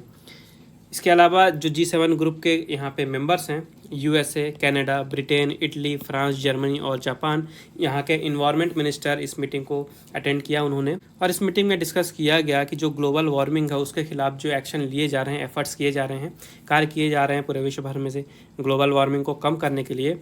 तो G7 ग्रुप की इस मीटिंग में डिस्कस किया गया कि किस तरह से वो जो एफर्ट्स हैं उनको और भी तेज़ी उनमें लाई जा सकती है, उनको किस तरह से और भी ज़्यादा एक्सेलरेट किया जा सकता है। यूनाइटेड किंगडम की बात कर लेते हैं तो यहाँ की कैपिटल है लंदन, प्राइम मिनिस्टर है बोरिस जॉनसन और करेंसी है पाउंड स्टर्लिंग। अगला क्वेश्चन है which country has hosted the global G20 health summit recently. हाल ही में किस देश ने वैश्विक G20 स्वास्थ्य शिखर सम्मेलन की मेज़बानी की है। तो अभी हाल ही में इटली ने मेज़बानी की है ग्लोबल G20 हेल्थ समिट की। ठीक है, याद रखिएगा, इटली ने मेज़बानी की है और इटली के पास G20 का इस साल प्रेसिडेंसी भी है, ये भी याद रखिएगा। मेज़बानी भी की है इटली ने और प्रेसिडेंसी भी G20 का इस साल यानी 2021 में इटली के पास ही है। और यहाँ पे डिस्कस किया गया कि जो कोविड-19 का पेंडेमिक है इससे किस तरह से उभरना है। ठीक है, G20 के जितने भी मेंबर स्टेट हैं वहाँ पे प्रेजेंट हुए वर्चुअली और डिस्कस किया गया कि किस तरह से कोविड-19 पेंडेमिक से अपनी अपनी कंट्रीज़ को उभारना है। यहाँ की मेंबर्स की बात कर लेते हैं G20 की, तो 19 कंट्रीज़ हैं प्लस यूरोपियन यूनियन है, टोटल 20 हो गए, इसीलिए इसे G20 कहा जाता है। तो 19 कंट्रीज़ हैं, Argentina, Australia, Brazil, Canada, China, France, Germany, India, Indonesia, Italy, Japan, South Korea, Mexico, Russia, Saudi Arabia, South Africa, Turkey, UK, US और इसके साथ ही यूरोपियन यूनियन। और इसकी अध्यक्षता की है इटली ने। तो इटली की कैपिटल है रोम, प्राइम मिनिस्टर है मारियो द्रागी और करेंसी है इटालियन लीरा। अगला क्वेश्चन है which country has given the name Yaas for the cyclone. Yaas चक्रवाती तूफान को उसका नाम किस देश द्वारा दिया गया है। तो ताउते के बाद एक नया तूफान आया है भारत के ईस्टर्न कोस्टल एरियाज़ में जैसे कि उड़ीसा और वेस्ट बंगाल, तो काफ़ी ज़्यादा न्यूज़ में है ये यास। और इस क्वेश्चन में आपसे पूछा जा रहा है कि ये जो चक्रवाती तूफान है यास, इसको ये नाम किस देश के द्वारा दिया गया है। तो इसका राइट आंसर है ओमान। ठीक है, ओमान ने यास नाम दिया है इस तूफान को। यास का इंग्लिश में मीनिंग होता है जैस्मिन। ठीक है, इसके पहले कौन सा तूफान था, ताउते। ताउते का नाम दिया गया था म्यांमार के द्वारा और अभी यास का नाम दिया गया है ओमान के द्वारा। ओमान की कैपिटल है मस्कैट, सुल्तान है हैथम बिन तारिक अल सैद और करेंसी है रियाल। नेक्स्ट क्वेश्चन है who has won the Indian biodiversity award 2021 in the individual category. व्यक्तिगत श्रेणी में भारतीय जैव विविधता पुरस्कार 2021 किसने जीता है। तो अभी हाल ही में केरला के फार्मर हैं साजी एनएम। साजी एनएम ने जीता है 2021 का इंडियन बायोडाइवर्सिटी अवार्ड, वो भी individual category of conservation of domesticated species, इस कैटेगरी में इन्होंने जीता है। केरला के फार्मर हैं साजी एनएम। और ये जो अवार्ड है इसको शुरू किया गया था सन 2012 में ministry of environment, forest and climate change और उनके साथ ही जो यूएनडीपी का इंडिया का पार्ट है इनके द्वारा मिलके। तो इन्हें ये अवार्ड दिया क्यों गया है, तो इन्होंने जीवन यापन के लिए अपने जो ट्यूबर क्रॉप्स होती हैं यानी कि जो रूट्स वाली क्रॉप्स होती हैं, कंद वाली क्रॉप्स होती हैं जैसे कि आलू हो गया, गाजर या कंद, शकरकंद हो गया, तो इन टाइप की क्रॉप्स की लगभग 7 एकड़ में 200 वेराइटीज़ इन्होंने उगाई। ठीक है, तो इसी इनके कार्य के लिए इन्हें ये अवार्ड दिया गया है और इन्हें एक निकनेम भी दिया गया है इसी कार्य के लिए, इन्हें ट्यूबर मैन के नाम से भी जाना जाता है। अगला क्वेश्चन है who has been appointed as the next ambassador of India to the republic of Belarus. Belarus गणराज्य में भारत के अगले राजदूत के रूप में किसे नियुक्त किया गया है। तो अभी हाल ही में आलोक रंजन झा जी को नियुक्त किया गया है रिपब्लिक ऑफ बेलारूस में भारत के अगले एम्बेसडर के रूप में, यानी भारत के अगले राजदूत बन गए हैं बेलारूस गणराज्य में आलोक रंजन झा जी, नाम याद रखिएगा। और बात कर लेते हैं बेलारूस की, तो यहाँ की कैपिटल है मिंस्क, प्राइम मिनिस्टर है रोमन गोलोबचेंको, प्रेसिडेंट है अलेक्जेंडर लुकाशेंको और करेंसी है बेलारूसियन रूबल। तो नाम याद रखिएगा, आलोक रंजन झा बने हैं नए एम्बेसडर भारत के रिपब्लिक ऑफ बेलारूस में। अगला क्वेश्चन है, who has been reelected as international hockey federation president for second term. दूसरे कार्यकाल के लिए अंतर्राष्ट्रीय हॉकी महासंघ के अध्यक्ष के रूप में फिर से किसे चुना गया है। तो अभी हाल ही में नरिंदर ध्रुव बत्रा जी को अंतर्राष्ट्रीय हॉकी महासंघ के अध्यक्ष के रूप में फिर से चुन लिया गया है, यानी अब ये दूसरे कार्यकाल के लिए इंटरनेशनल हॉकी फेडरेशन के प्रेसिडेंट चुन लिए गए हैं। ठीक है, नाम याद रखिएगा, नरिंदर ध्रुव बत्रा। और इसकी स्थापना हुई थी 1924 में। इसका हेडक्वार्टर है लौजान में। CEO हैं थियरी व्हील और प्रेसिडेंट फिर से बन गए हैं नरिंदर ध्रुव बत्रा। अगला क्वेश्चन है, which Indian has been elected to badminton world federation council. किस भारतीय को बैडमिंटन वर्ल्ड फेडरेशन काउंसिल के लिए चुना गया है। तो काफ़ी ज़्यादा इंपॉर्टेंट क्वेश्चन है ये, और ये नाम भी काफ़ी ज़्यादा इंपॉर्टेंट है। जो ये आंसर है हेमंत बिस्वा शर्मा। ठीक है, याद रखेगा, हेमंत बिस्वा शर्मा जी को बैडमिंटन वर्ल्ड फेडरेशन काउंसिल के लिए चुन लिया गया है। और जो हेमंत बिस्वा शर्मा जी हैं, ये अभी हाल ही में असम के नए मुख्यमंत्री भी बने हैं, इसलिए नाम काफ़ी ज़्यादा इंपॉर्टेंट है, याद रखिएगा। तो बैडमिंटन एसोसिएशन ऑफ इंडिया के प्रेसिडेंट भी हैं ये हेमंत बिस्वा शर्मा जी। इसके साथ ही जो एशिया की बैडमिंटन की गवर्निंग बॉडी है बैडमिंटन एशिया, यहाँ की ये वाइस प्रेसिडेंट भी हैं, ये भी याद रखिएगा। और जो पूरे विश्व भर की बैडमिंटन की गवर्निंग बॉडी है बैडमिंटन वर्ल्ड फेडरेशन, वहाँ के काउंसिल में भी इन्हें चुन लिया गया है। साथ ही ये असम के नए चीफ मिनिस्टर भी बने हैं। तो 4 पॉइंट आपको इनके नाम से याद रखने हैं। नाम याद रखिएगा, हेमंत बिस्वा शर्मा। तो जो बैडमिंटन वर्ल्ड फेडरेशन, इसकी स्थापना हुई थी 1934 में। हेडक्वार्टर्स है कुआलालंपुर में और प्रेसिडेंट हैं पॉल एरिक होयर लार्सन। अगला क्वेश्चन है, who has won the Monaco grand prix 2021। Monaco grand prix 2021 किसने जीता है। तो ये जो मोनाको ग्रैंड प्रिक्स 2021 है, ये फार्मूला 1 वर्ल्ड चैंपियनशिप की अगली रेस हुई है अभी रिसेंट में ही, और इसे जीत लिया है मैक्स वर्स्टैपेन ने। याद रखिएगा, मैक्स वर्स्टैपेन ने जीता है 2021 का मोनाको ग्रैंड प्रिक्स। और जो मैक्स वर्स्टैपेन है, ये रेस किसके लिए करते हैं, ये रेस करते हैं रेडबुल के लिए। ठीक है, तो इसके पहले जितने भी इस साल की वर्ल्ड चैंपियनशिप में रेसेस हुई हैं, एक बार उनका रिवीजन कर लेते हैं। मोनाको ग्रैंड प्रिक्स जीत ली है मैक्स वर्स्टैपेन ने। इसके पहले हुई थी स्पेनिश ग्रैंड प्रिक्स, इसे जीते थे लुइस हैमिल्टन। उसके पहले पोर्तुगीज़ ग्रैंड प्रिक्स, इसे भी जीते थे लुइस हैमिल्टन। इसके पहले एमिलिया रोमाग्ना ग्रैंड प्रिक्स हुई थी, इसे जीते थे मैक्स वर्स्टैपेन। और सबसे पहले हुई थी बहरीन ग्रैंड प्रिक्स, जिसे जीते थे लुइस हैमिल्टन। नेक्स्ट क्वेश्चन है, who has won the singles title at Lyon Open 2021 tennis tournament. Lyon Open 2021 tennis tournament का एकल खिताब किसने जीता है। तो अभी हाल ही में लियोन ओपन 2021 ये जो टेनिस टूर्नामेंट है, ये संपन्न हुआ है 2021 का। और 2 वर्ग हैं, एक है मेंस का और एक है वुमेंस का। ठीक है, तो मेंस का जो सिंगल टाइटल है, ये जीते हैं स्टेफनोस सिसिपास। इन्होंने फाइनल में हराया कैमरीन नूरी को। और जो वुमेंस का डिवीज़न है, वुमेंस का सिंगल टाइटल है, ये जीती है क्लेरा टॉसन। ठीक है, क्लेरा टॉसन ने फाइनल्स में हराया है विक्टोरिजा गोलुबिक को। ठीक है, तो दोनों नाम आपको याद रखने हैं, स्टेफनोस सिसिपास और क्लेरा टॉसन। स्टेफनोस सिसिपास जो है, ये ग्रीस के प्रोफेशनल टेनिस प्लेयर हैं और इन्होंने जीत लिया इस साल का men's single title Lyon Open 2021 का। और क्लारा टॉसन डेनमार्क की हैं और इन्होंने लियोन ओपन 2021 टेनिस टूर्नामेंट का महिला एकल खिताब जीता है। तो दोनों नाम आपको याद रखने हैं। अगला क्वेश्चन है, who has won the mains single title at Geneva open 2021 tennis tournament. Geneva open 2021 tennis tournament में पुरुष एकल का खिताब किसने जीता है। तो ये भी टेनिस का ही टूर्नामेंट है, जिनेवा ओपन 2021 हाल ही में ये भी संपन्न हुआ है। लेकिन इसमें सिर्फ मेंस प्लेयर पार्टिसिपेट करते हैं, इसमें वुमेंस पार्टिसिपेट नहीं करती हैं। तो इस साल का जो मेंस सिंगल टाइटल है, ये जीते हैं कैस्पर रूड। ठीक है, कैस्पर रूड। इन्होंने फाइनल्स में हराया है डेनिस शैपोवालोव को। ठीक है, कैस्पर रूड ने जीता है मेंस सिंगल टाइटल। और डबल्स की बात करें तो डबल्स में जॉन पियर्स और माइकल वीनस की जोड़ी जीती है यहाँ पे मेंस डबल्स का title Geneva open 2021 tennis tournament में। याद रखिएगा, इस साल इसका ये 18th एडिशन था और ये जो टूर्नामेंट है, ये क्ले सरफेस में खेला जाता है और यहाँ की प्राइज मनी है 481,270 पाउंड्स। अगला क्वेश्चन है, with which country India has signed 3-year programme for cooperation in agriculture. Bharat ने किस देश के साथ कृषि में सहयोग के लिए 3 वर्षीय कार्यक्रम पर हस्ताक्षर किए हैं। तो अभी हाल ही में भारत और इजराइल ने एक समझौता पर हस्ताक्षर किए हैं, जो कि होगा एक 3 वर्षीय कार्यक्रम, ताकि भारत और इजराइल के बीच में जो कृषि है यानी एग्रीकल्चर है उस क्षेत्र में सहयोग किया जा सके। तो इस प्रोग्राम के अंडर में 13 नए एक्सीलेंस सेंटर ऑफ एक्सीलेंस, ठीक है, सेंटर ऑफ एक्सीलेंस स्थापित किए जाएंगे और वहाँ पे जो भारतीय किसान हैं उनको इजराइल की जो फार्मिंग की टेक्निक है, जो वहाँ की तकनीक है खेती करने की, वो सिखाई जाएगी। साथ ही सिंचाई की, वाटर से रिलेटेड जो भी टेक्नोलॉजीज हैं, ये सारी चीज़ें सिखाई जाएंगी इन 13 सेंटर ऑफ एक्सीलेंस में। इसी कारण से ये 3 साल का प्रोग्राम के लिए साइन किया गया है भारत और इजराइल के बीच में। तो इससे रिजल्ट क्या मिलेगा, तो जो खेती हो रही है वो और भी बेहतर तरीके से हो सकती है। इस तरह से जो फार्मर्स की नेट इनकम है, जो उनकी आय है, उनको बढ़ाया जा सकता है और जाहिर सी बात है जब उनकी इनकम बढ़ेगी, उनकी आय बढ़ेगी तो उनका जीवन यापन भी और अच्छा होगा।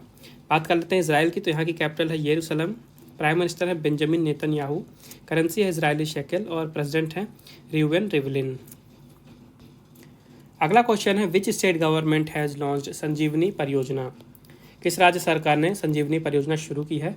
तो अभी हाल ही में हरियाणा सरकार ने शुरू किया है, हरियाणा में संजीवनी परियोजना। और ये संजीवनी परियोजना है क्या, तो एक्चुअली में जो हरियाणा के ग्रामीण इलाके हैं, जो दूर दराज के इलाके हैं, जहाँ के लोग अच्छे से अवेयर नहीं हैं कोविड-19 के सेकेंड वेव से, उनके लिए ये योजना शुरू की गई है संजीवनी परियोजना, ताकि उनको आसानी से मेडिकल केयर यानी कि मेडिकल की सुविधा पहुंचाई जा सके।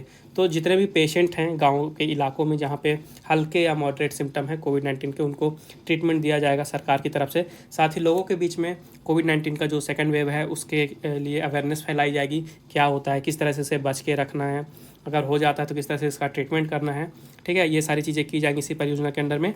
और जो ग्रामीण हरियाणा, वहाँ पे हेल्थ केयर सर्विसेज को और सुधारने के लिए इसको शुरू किया गया है। हरियाणा की कैपिटल है चंडीगढ़, चीफ मिनिस्टर है मनोहर लाल खट्टर और गवर्नर है सत्यदेव नारायण आर्य। अगला क्वेश्चन है which state government has announced Vatsalya योजना for children orphaned due to कोविड-19। किस राज्य सरकार ने कोविड-19 के कारण अनाथ हुए बच्चों के लिए वात्सल्य योजना की घोषणा की है। तभी हाल ही में उत्तराखंड सरकार ने अनाउंस किया है, जो भी वहाँ पे बच्चे हैं जो जिनके पेरेंट्स कोविड-19 के कारण जिनका निधन हो गया और वो अनाथ हो गए हैं, तो ऐसे बच्चों के लिए वहाँ पे वात्सल्य योजना की घोषणा की है उत्तराखंड सरकार ने, ठीक है। तो उत्तराखंड के चीफ मिनिस्टर तीरथ सिंह रावत जी ने अनाउंसमेंट किया है इस नई स्कीम का। और इस स्कीम के अंडर में जो भी बच्चे हैं जिन्होंने अपने पेरेंट्स को लॉस्ट कर दिया है, उन्होंने अपने पेरेंट्स को खो दिया है, उनको हर महीने मेंटेनेंस अलाउंस के रूप में 3,000 रुपये दिए जाएंगे, ठीक है। 3,000 रुपये पर मंथ दिए जाएंगे। इसके साथ ही जब तक उनकी उम्र 21 साल तक की नहीं हो जाती है तो उनके मेंटेनेंस का खर्चा, उनके एजुकेशन का खर्चा और उनको जॉब के लिए, उनके एम्प्लॉयमेंट के लिए ट्रेनिंग का खर्चा, ये सब कुछ सरकार की तरफ से दिया जाएगा, उत्तराखंड की सरकार की तरफ से। उत्तराखंड की बात कर लेते हैं तो यहाँ के चीफ मिनिस्टर हैं तीरथ सिंह रावत, गवर्नर है बेबी रानी मौर्य और विंटर कैपिटल है देहरादून, जबकि समर कैपिटल है गैरसैंण। अगला क्वेश्चन है where was the 51st edition of virtual Indian handicrafts and gift fair organised. आभासी भारतीय हस्तशिल्प और उपहार मेले का 51वां संस्करण कहाँ आयोजित किया गया था। तो अभी हाल ही में दिल्ली में आयोजित किया गया था 51st edition Indian handicraft and gift fair यानी IHGF का, ठीक है। तो ये जो फेयर है, ये मेला है, ये भारत का सबसे बड़ा वर्चुअल मेला माना जाता है और इसे ऑर्गेनाइज कराया जाता है export promotion council for handicrafts के द्वारा, ठीक है। इसके द्वारा इसे ऑर्गेनाइज कराया जाता है। इस साल ये 19 मई से 23 मई तक चला, दिल्ली में इसका ऑर्गेनाइजेशन कराया गया था। और इसमें किस टाइप के स्टॉल लगते हैं, शॉप्स लगती हैं, तो इसमें home, fashion, lifestyle, textile, furniture, इन सारे सेक्टर से रिलेटेड इस फेयर में शॉप लगती है। तो यहाँ पे लगभग 85 देशों से 1500 मैन्युफैक्चरर्स ने पार्टिसिपेट किया, ठीक है। और मार्च अप्रैल 2020-21 की बात करें तो यहाँ पे जो भारत का हैंडीक्राफ्ट के क्षेत्र में एक्सपोर्ट का अनुमान लगाया गया है, ये है 25,558.94 करोड़ रुपए का। ये डेटा आपको याद रखना है। अगला क्वेश्चन है who has been appointed as chief justice of Chhattisgarh high court. Chhattisgarh उच्च न्यायालय के मुख्य न्यायाधीश के रूप में किसे नियुक्त किया गया है। तो इसका राइट आंसर है प्रशांत कुमार मिश्रा। अभी हाल ही में प्रशांत कुमार मिश्रा जी नए चीफ जस्टिस यानी कि मुख्य न्यायाधीश अपॉइंट हुए हैं छत्तीसगढ़ हाई कोर्ट के और ये अपना पदभार संभालेंगे 1 जून से। नाम याद रखिएगा प्रशांत कुमार मिश्रा। तो छत्तीसगढ़ की कैपिटल है रायपुर में, चीफ मिनिस्टर है भूपेश बघेल और गवर्नर है अनुसुईया उइके। अगला क्वेश्चन है who has been appointed as CEO of Reserve Bank Innovation Hub. Reserve Bank Innovation Hub के CEO के रूप में किसे नियुक्त किया गया है। तो अभी हाल ही में राजेश बंसल जी को अपॉइंट कर दिया गया है रिजर्व बैंक ऑफ इंडिया का जो इनोवेशन हब है, यानी कि रिजर्व बैंक इनोवेशन हब, वहाँ के नए सीईओ के रूप में। नए सीईओ होंगे अब राजेश बंसल जी। तो आरबीआई के बोर्ड के द्वारा इनका नियुक्ति किया गया है। और बात कर लेते हैं आरबीआई की, तो इसकी स्थापना थी 1 अप्रैल 1935 में, ठीक है। कोलकाता में इसका इस्टेब्लिशमेंट हुआ था। गवर्नर हैं शक्तिकांत दास जी, जो कि 25वें गवर्नर हैं आरबीआई के, और प्रेजेंट में हेडक्वार्टर है मुंबई महाराष्ट्र में। और कोलकाता से जो हेडक्वार्टर है ये मुंबई में ट्रांसफ़र हुआ था 1937 में, ठीक है। और एक नाम याद रखिएगा, आरबीआई से काफ़ी ज़्यादा इंपॉर्टेंट नाम है टी रविशंकर जी का, ठीक है। टी रविशंकर जी ये अभी हाल ही में आरबीआई के चौथे डिप्टी गवर्नर बने थे। काफ़ी ज़्यादा इंपॉर्टेंट क्वेश्चन है अगर बैंकिंग के एग्जाम्स की बात करें तो। टी रविशंकर नाम याद रखिएगा। अगला क्वेश्चन है, who has been appointed as the prime minister of Republic of Congo. Congo गणराज्य के प्रधानमंत्री के रूप में किसे नियुक्त किया गया है? तो अभी हाल ही में जो रिपब्लिक ऑफ कॉन्गो के प्रेसिडेंट हैं डेनिस सासू एंगुएसो, ठीक है, याद रखिएगा, प्रेसिडेंट है डेनिस सासू एंगुएसो। इन्होंने नए प्रधानमंत्री की नियुक्ति की है रिपब्लिक ऑफ कॉन्गो में, और इनका नाम है ऑप्शन नंबर ए एनाटोले कॉलिनेट मकोसो, ठीक है। एनाटोले कॉलिनेट मकोसो बने हैं नए prime minister Republic of Congo के। इन्होंने रिप्लेस किया है क्लीमेंट मवाम्बा को, इन्होंने रिप्लेस किया है क्लीमेंट मवाम्बा को। और प्रेसिडेंट का नाम भी आपको याद रखना है, प्रेसिडेंट हैं डेनिस सासौ एंगुएसो, ठीक है। तो जो एनाटोल कॉलिनेट मकोसो हैं ये वहाँ के पहले प्राइमरी और सेकेंडरी एजुकेशन के मिनिस्टर थे, और अब ये नए प्रधानमंत्री बन गए वहाँ के। बात कर लेते हैं कॉन्गो की, तो यहाँ की कैपिटल है ब्राज़ाविले और करेंसी है सेंट्रल अफ्रीकन CFA फ्रैंक। अगला क्वेश्चन है, who has been awarded the FIH president's award. FIH अध्यक्ष पुरस्कार से किसे सम्मानित किया गया है? तो अभी हाल ही में VK पांडियन जी को सम्मानित किया गया है FIH प्रेसिडेंट्स अवार्ड से, ठीक है। तो अभी हाल ही में 47th FIH कांग्रेस हुई थी, वहीं पे इन्हें सम्मानित किया गया है। और VK पांडियन यानी कि V कार्तिकेयन पांडियन नाम याद रखिएगा, इन्हें FIH प्रेसिडेंट्स अवार्ड से सम्मानित किया गया है। तो उड़ीसा के जो चीफ मिनिस्टर हैं नवीन पटनायक जी, ये उनके प्राइवेट सेक्रेटरी हैं V कार्तिकेयन, ठीक है, याद रखिएगा, उनके प्राइवेट सेक्रेटरी हैं। और ये जो अवार्ड है ये इंटरनेशनल हॉकी फेडरेशन, जो कि all over the world hockey की गवर्निंग बॉडी है, उनके द्वारा दिया जाता है। FIH की स्थापना हुई थी 1924 में, हेडक्वार्टर है लौजान में, CEO हैं थियरी वील, और प्रेसिडेंट हैं नरेंद्र ध्रुव बत्रा। और ये नाम काफ़ी ज़्यादा इंपॉर्टेंट है, कल के वीडियो में मैंने आपको बताया था कि हाल ही में ये FIH के प्रेसिडेंट चुने गए हैं दूसरे कार्यकाल के लिए, नरेंद्र ध्रुव बत्रा, ठीक है, नरेंद्र ध्रुव बत्रा नाम याद रखिएगा। अगला क्वेश्चन है, विच स्टेट्स सेरगांव BMC हैज़ won the India biodiversity awards 2021। किस राज्य के सेरगांव BMC ने भारत जैव विविधता पुरस्कार 2021 जीता है? तभी हाल ही में अरुणाचल प्रदेश में शेरगांव BMC है, याद रखिएगा, अरुणाचल प्रदेश में शेरगांव BMC है, इन्होंने जीता है इंडिया बायोडाइवर्सिटी अवार्ड 2021 का। BMC क्या है? BMC का मतलब है बायोडाइवर्सिटी मैनेजमेंट कमेटी।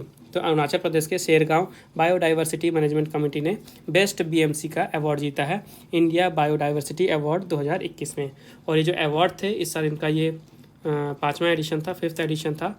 और जो अवार्ड है ये union minister of state for environment forest and climate change, जो कि बाबुल सुप्रियो जी हैं, इनके द्वारा दिए गए हैं। अरुणाचल प्रदेश की बात कर लेते हैं, यहाँ की कैपिटल है ईटानगर, चीफ मिनिस्टर हैं पेमा खांडू और गवर्नर हैं BD Mishra.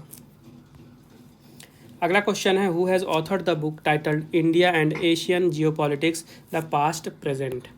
India and Asian geopolitics the past present नामक पुस्तक को किसने लिखा है?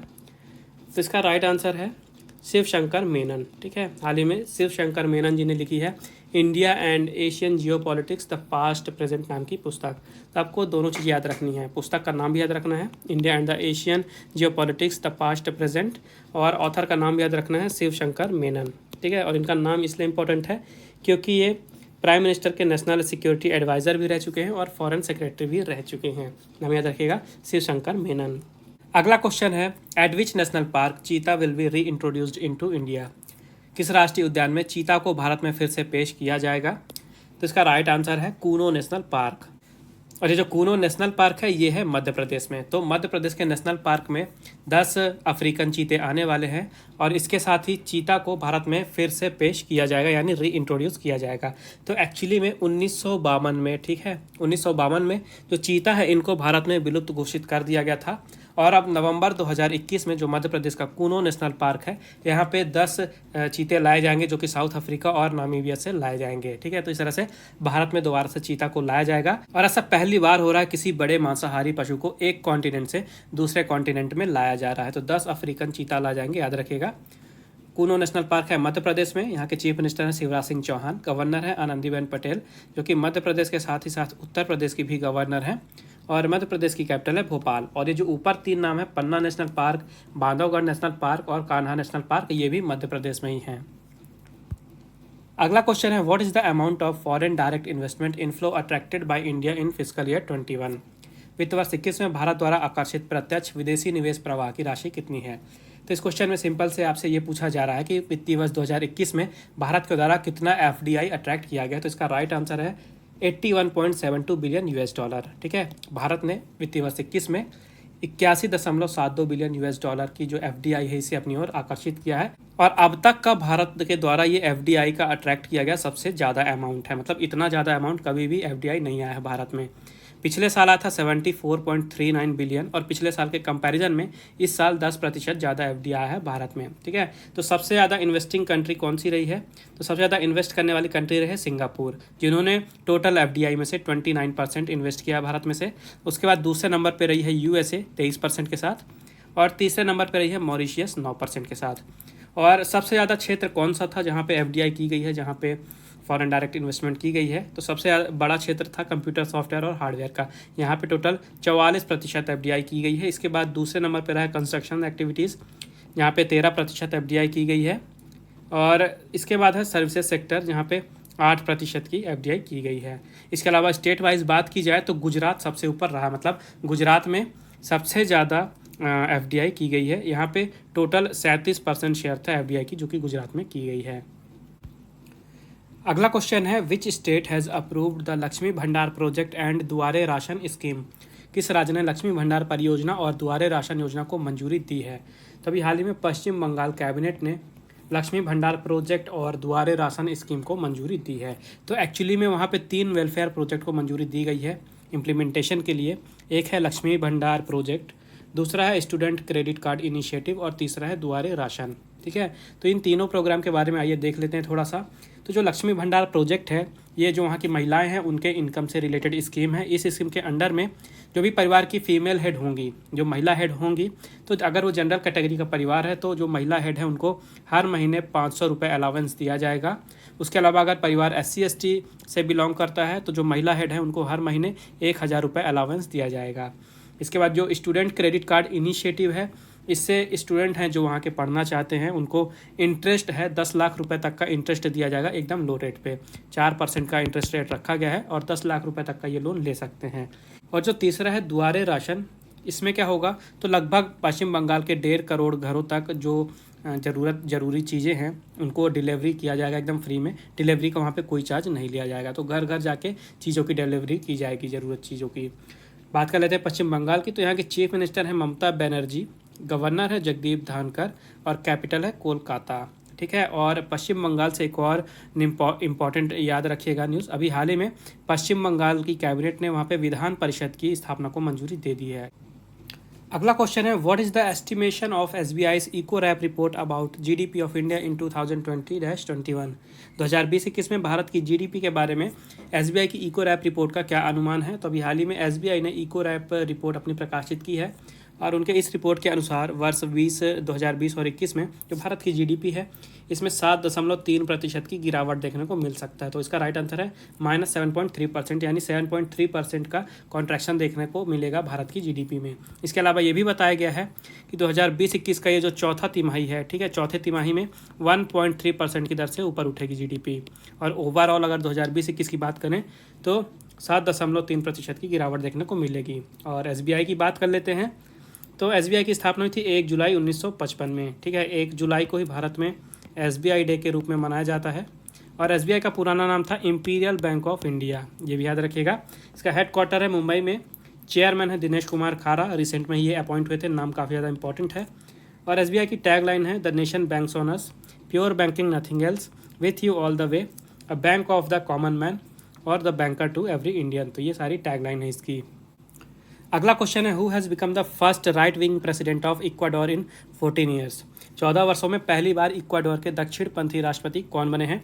तो इसका राइट आंसर है गुलेर्मो लैसो। ठीक है, गुलेर्मो लैसो बने हैं अभी हाल ही में इक्वाडोर के प्रेसिडेंट, और 14 वर्ष के इतिहास में, इक्वाडोर के इतिहास में ये पहले राइट विंग यानी दक्षिणपंथी राष्ट्रपति बने हैं। नाम याद रखिएगा, गुलेर्मो लैसो। ठीक है, बात कर लेते हैं इक्वाडोर की। तो प्रेसिडेंट तो बन गए हैं गुलेर्मो लैसो, कैपिटल है क्विंटो और करेंसी यहाँ की यूएस डॉलर। अगला क्वेश्चन है who has become the first female prime minister of Samoa. Samoa की पहली महिला प्रधानमंत्री कौन बनी है? तो इसका राइट आंसर है फियामे नाओमी मताफा। ठीक है, फियामे नाओमी मताफा ये बनी है हाल ही में समोआ की पहली महिला प्रधानमंत्री, इसलिए नाम काफ़ी ज़्यादा इंपॉर्टेंट है, नाम याद रखिएगा, फियामे नाओमी मताफा। और जो समोआ है यहाँ की कैपिटल है आपिया और करेंसी है समोअन ताला। अगला क्वेश्चन है who has been appointed as the new CBI director. CBI के नए निदेशक के रूप में किसे नियुक्त किया गया है? तो अभी हाल ही में सुबोध कुमार जायसवाल जी को नियुक्त किया गया है सीबीआई डायरेक्टर के रूप में। तो अब ये सीबीआई के नए निदेशक बन गए हैं, सुबोध कुमार जायसवाल, याद रखिएगा। इसका हेडक्वार्टर है नई दिल्ली में सीबीआई का, और इसकी स्थापना हुई थी 1 अप्रैल 1963 में। अगला क्वेश्चन है who has won the French Moto GP 2021। French Moto GP 2021 किसने जीता है? तो अभी हाल ही में जैक मिलर ने जीत ली है 2021 की फ्रेंच मोटो जीपी। ठीक है, जैक मिलर नाम याद रखेगा, और ये चीज़ याद रखिएगा कि ये डुकाती के लिए रेस करते हैं। ठीक है, डुकाती के लिए रेस करते हैं, और इन्होंने जीती है फ्रेंच मोटो जीपी 2021। दूसरे नंबर पर रहे हैं जोहान जार्को, और तीसरे नंबर पर हैं फैबियो क्वाटररारो। ठीक है, तो इस साल की जो मोटो जीपी की चैंपियनशिप है, यहाँ पे और भी पहले रेसेस हुई हैं, आइए एक बार उनका भी रिवीजन कर लेते हैं। तो सबसे पहले हुई थी कतर जीपी, इसे जीता था मैवेरिक विनालिस ने। इसके बाद ग्रैंड प्रिक्स ऑफ दोहा हुई, इसे जीता था फैबियो क्वाटररारो ने। इसके बाद पुर्तगीज जीपी हुई, जिसे भी जीता फैबियो क्वाटररारो ने। इसके बाद स्पेनिश जीपी जीते जैक मिलर, और अभी फ्रेंच जीपी भी जीत गए हैं जैक मिलर। अगला क्वेश्चन है who has won the international Dublin literature award 2021। अंतर्राष्ट्रीय डबलिन साहित्य पुरस्कार 2021 किसने जीता है? तो इसका राइट आंसर है वलेरिया लुइसेली। ठीक है, वलेरिया लुइसेली ने जीता है 2021 का इंटरनेशनल डबलिन लिटरेचर अवार्ड, यानी कि अंतर्राष्ट्रीय डबलिन साहित्य पुरस्कार। और इन्हें ये पुरस्कार दिया गया है इनके एक नोवेल के लिए। नोवेल का नाम याद रखिएगा, लॉस्ट चिल्ड्रन आर्काइव। ठीक है, लॉस्ट चिल्ड्रन आर्काइव जिनकी नोवेल का नाम है, और इसी नोवेल के लिए इन्हें इंटरनेशनल डबलिन लिटरेचर अवार्ड दिया गया है 2021 का। और ये जो अवार्ड है ये 1994 में स्थापित किया गया था, और लिटरेचर के क्षेत्र में ये सबसे बड़ा अवार्ड माना जाता है। अगर पैसे वाइज बात करें, तो अमाउंट वाइज बात करें तो सबसे ज़्यादा पैसे वाला अवार्ड माना जाता है ये लिटरेचर के क्षेत्र में। इसकी प्राइज मनी होती है 100,000 यूरोज़। ठीक है, और ये जो ऑथर हैं वलेरिया लुइसेली, ये मैक्सिकन ऑथर हैं, यानी मैक्सिको की हैं ये। नेक्स्ट क्वेश्चन है which company has won the gold Stevie award 2021। किस कंपनी ने गोल्ड स्टीवी अवार्ड 2021 जीता है? तो अभी हाल ही में स्पाइस हेल्थ ने जीत लिया है गोल्ड स्टीवी अवार्ड 2021। ठीक है, याद रखेगा। तो आपने सुना होगा स्पाइस जेट, जो कि एक एयरलाइन कंपनी है। तो स्पाइस जेट का ही एक हेल्थ केयर कंपनी है जिसका नाम है स्पाइस हेल्थ। ठीक है, तो स्पाइस हेल्थ ने इस साल जीता है गोल्ड स्टीवी अवार्ड 2021। और ये जो अवार्ड है ये 2021 एशिया पैसिफिक स्टीवी अवार्ड के द्वारा मोस्ट वैल्यूएबल मेडिकल इनोवेशन के लिए दिया गया है। कोविड-19 के लिए मोस्ट वैल्यूएबल मेडिकल इनोवेशन के अंडर में दिया गया है ये अवार्ड। नेक्स्ट क्वेश्चन है who is the author of autobiography सच कहूँ तो। आत्मकथा सच कहूँ तो की लेखिका कौन है? तो अभी हाल ही में बॉलीवुड एक्ट्रेस और TV serial director Neena Gupta ji, ठीक है, नीना गुप्ता जी ने अपनी ऑटोबायोग्राफी लिखी है जिसका नाम है सच कहूँ तो। ये देख सकते हैं, इन्हें आपने देखा होगा काफ़ी सारे मूवीज़ में और वेब सीरीज़ में, सीरियल्स में भी। तो इन्हीं की ऑटोबायोग्राफी है सच कहूँ तो। नाम याद रखेगा, नीना गुप्ता, और ऑटोबायोग्राफी का नाम है सच कहूँ तो।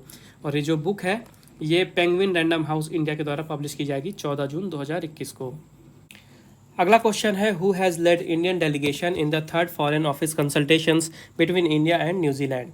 भारत और न्यूजीलैंड के बीच तीसरे विदेश कार्यालय परामर्श में भारतीय प्रतिनिधिमंडल का नेतृत्व किसने किया है? तो अभी हाल ही में भारत और न्यूजीलैंड के बीच में एक फॉरेन ऑफिस कंसल्टेशन हुआ, जो कि तीसरा फॉरेन ऑफिस कंसल्टेशन था, यानी तीसरा विदेश कार्यालय परामर्श था। और यहाँ पे भारत के प्रतिनिधिमंडल को जो रीवा गांगुली दास जी हैं, जो कि ईस्ट रीजन की सेक्रेटरी हैं, इन्होंने लीड किया था। ठीक है, रीवा गांगुली दास नाम याद रखिएगा, इन्होंने लीड किया था इंडियन डेलीगेशन को। और यहाँ पे भारत और न्यूजीलैंड दोनों ही कंट्री अलग अलग क्षेत्रों में सहयोग करने के लिए एग्री हुई हैं, जैसे कि डिफेंस के क्षेत्र में security, trade, investment, space, counter terrorism, cyber security, डिसआर्मामेंट, climate change. तो इन सारे क्षेत्र में भारत और न्यूजीलैंड मिल के नए प्रोजेक्ट्स लाएंगे और सहयोग करके काम करेंगे साथ में। न्यूजीलैंड की बात कर लेते हैं तो यहाँ की कैपिटल है वेलिंगटन, प्रेसिडेंट है जेसिंडा आर्डन और करेंसी है न्यूजीलैंड डॉलर। अगला क्वेश्चन है, which state government has launched Akanksha online portal on CSR activities. किस राज्य सरकार ने CSR गतिविधियों पर आकांक्षा ऑनलाइन पोर्टल लॉन्च किया है? तो अभी हाल ही में कर्नाटका सरकार ने लॉन्च किया है आकांक्षा नाम का ऑनलाइन पोर्टल। और ये जो पोर्टल है ये CSR एक्टिविटीज़ के लिए लॉन्च किया गया है। CSR का मतलब है यहाँ पे कॉर्पोरेट सोशल रिस्पॉन्सिबिलिटी।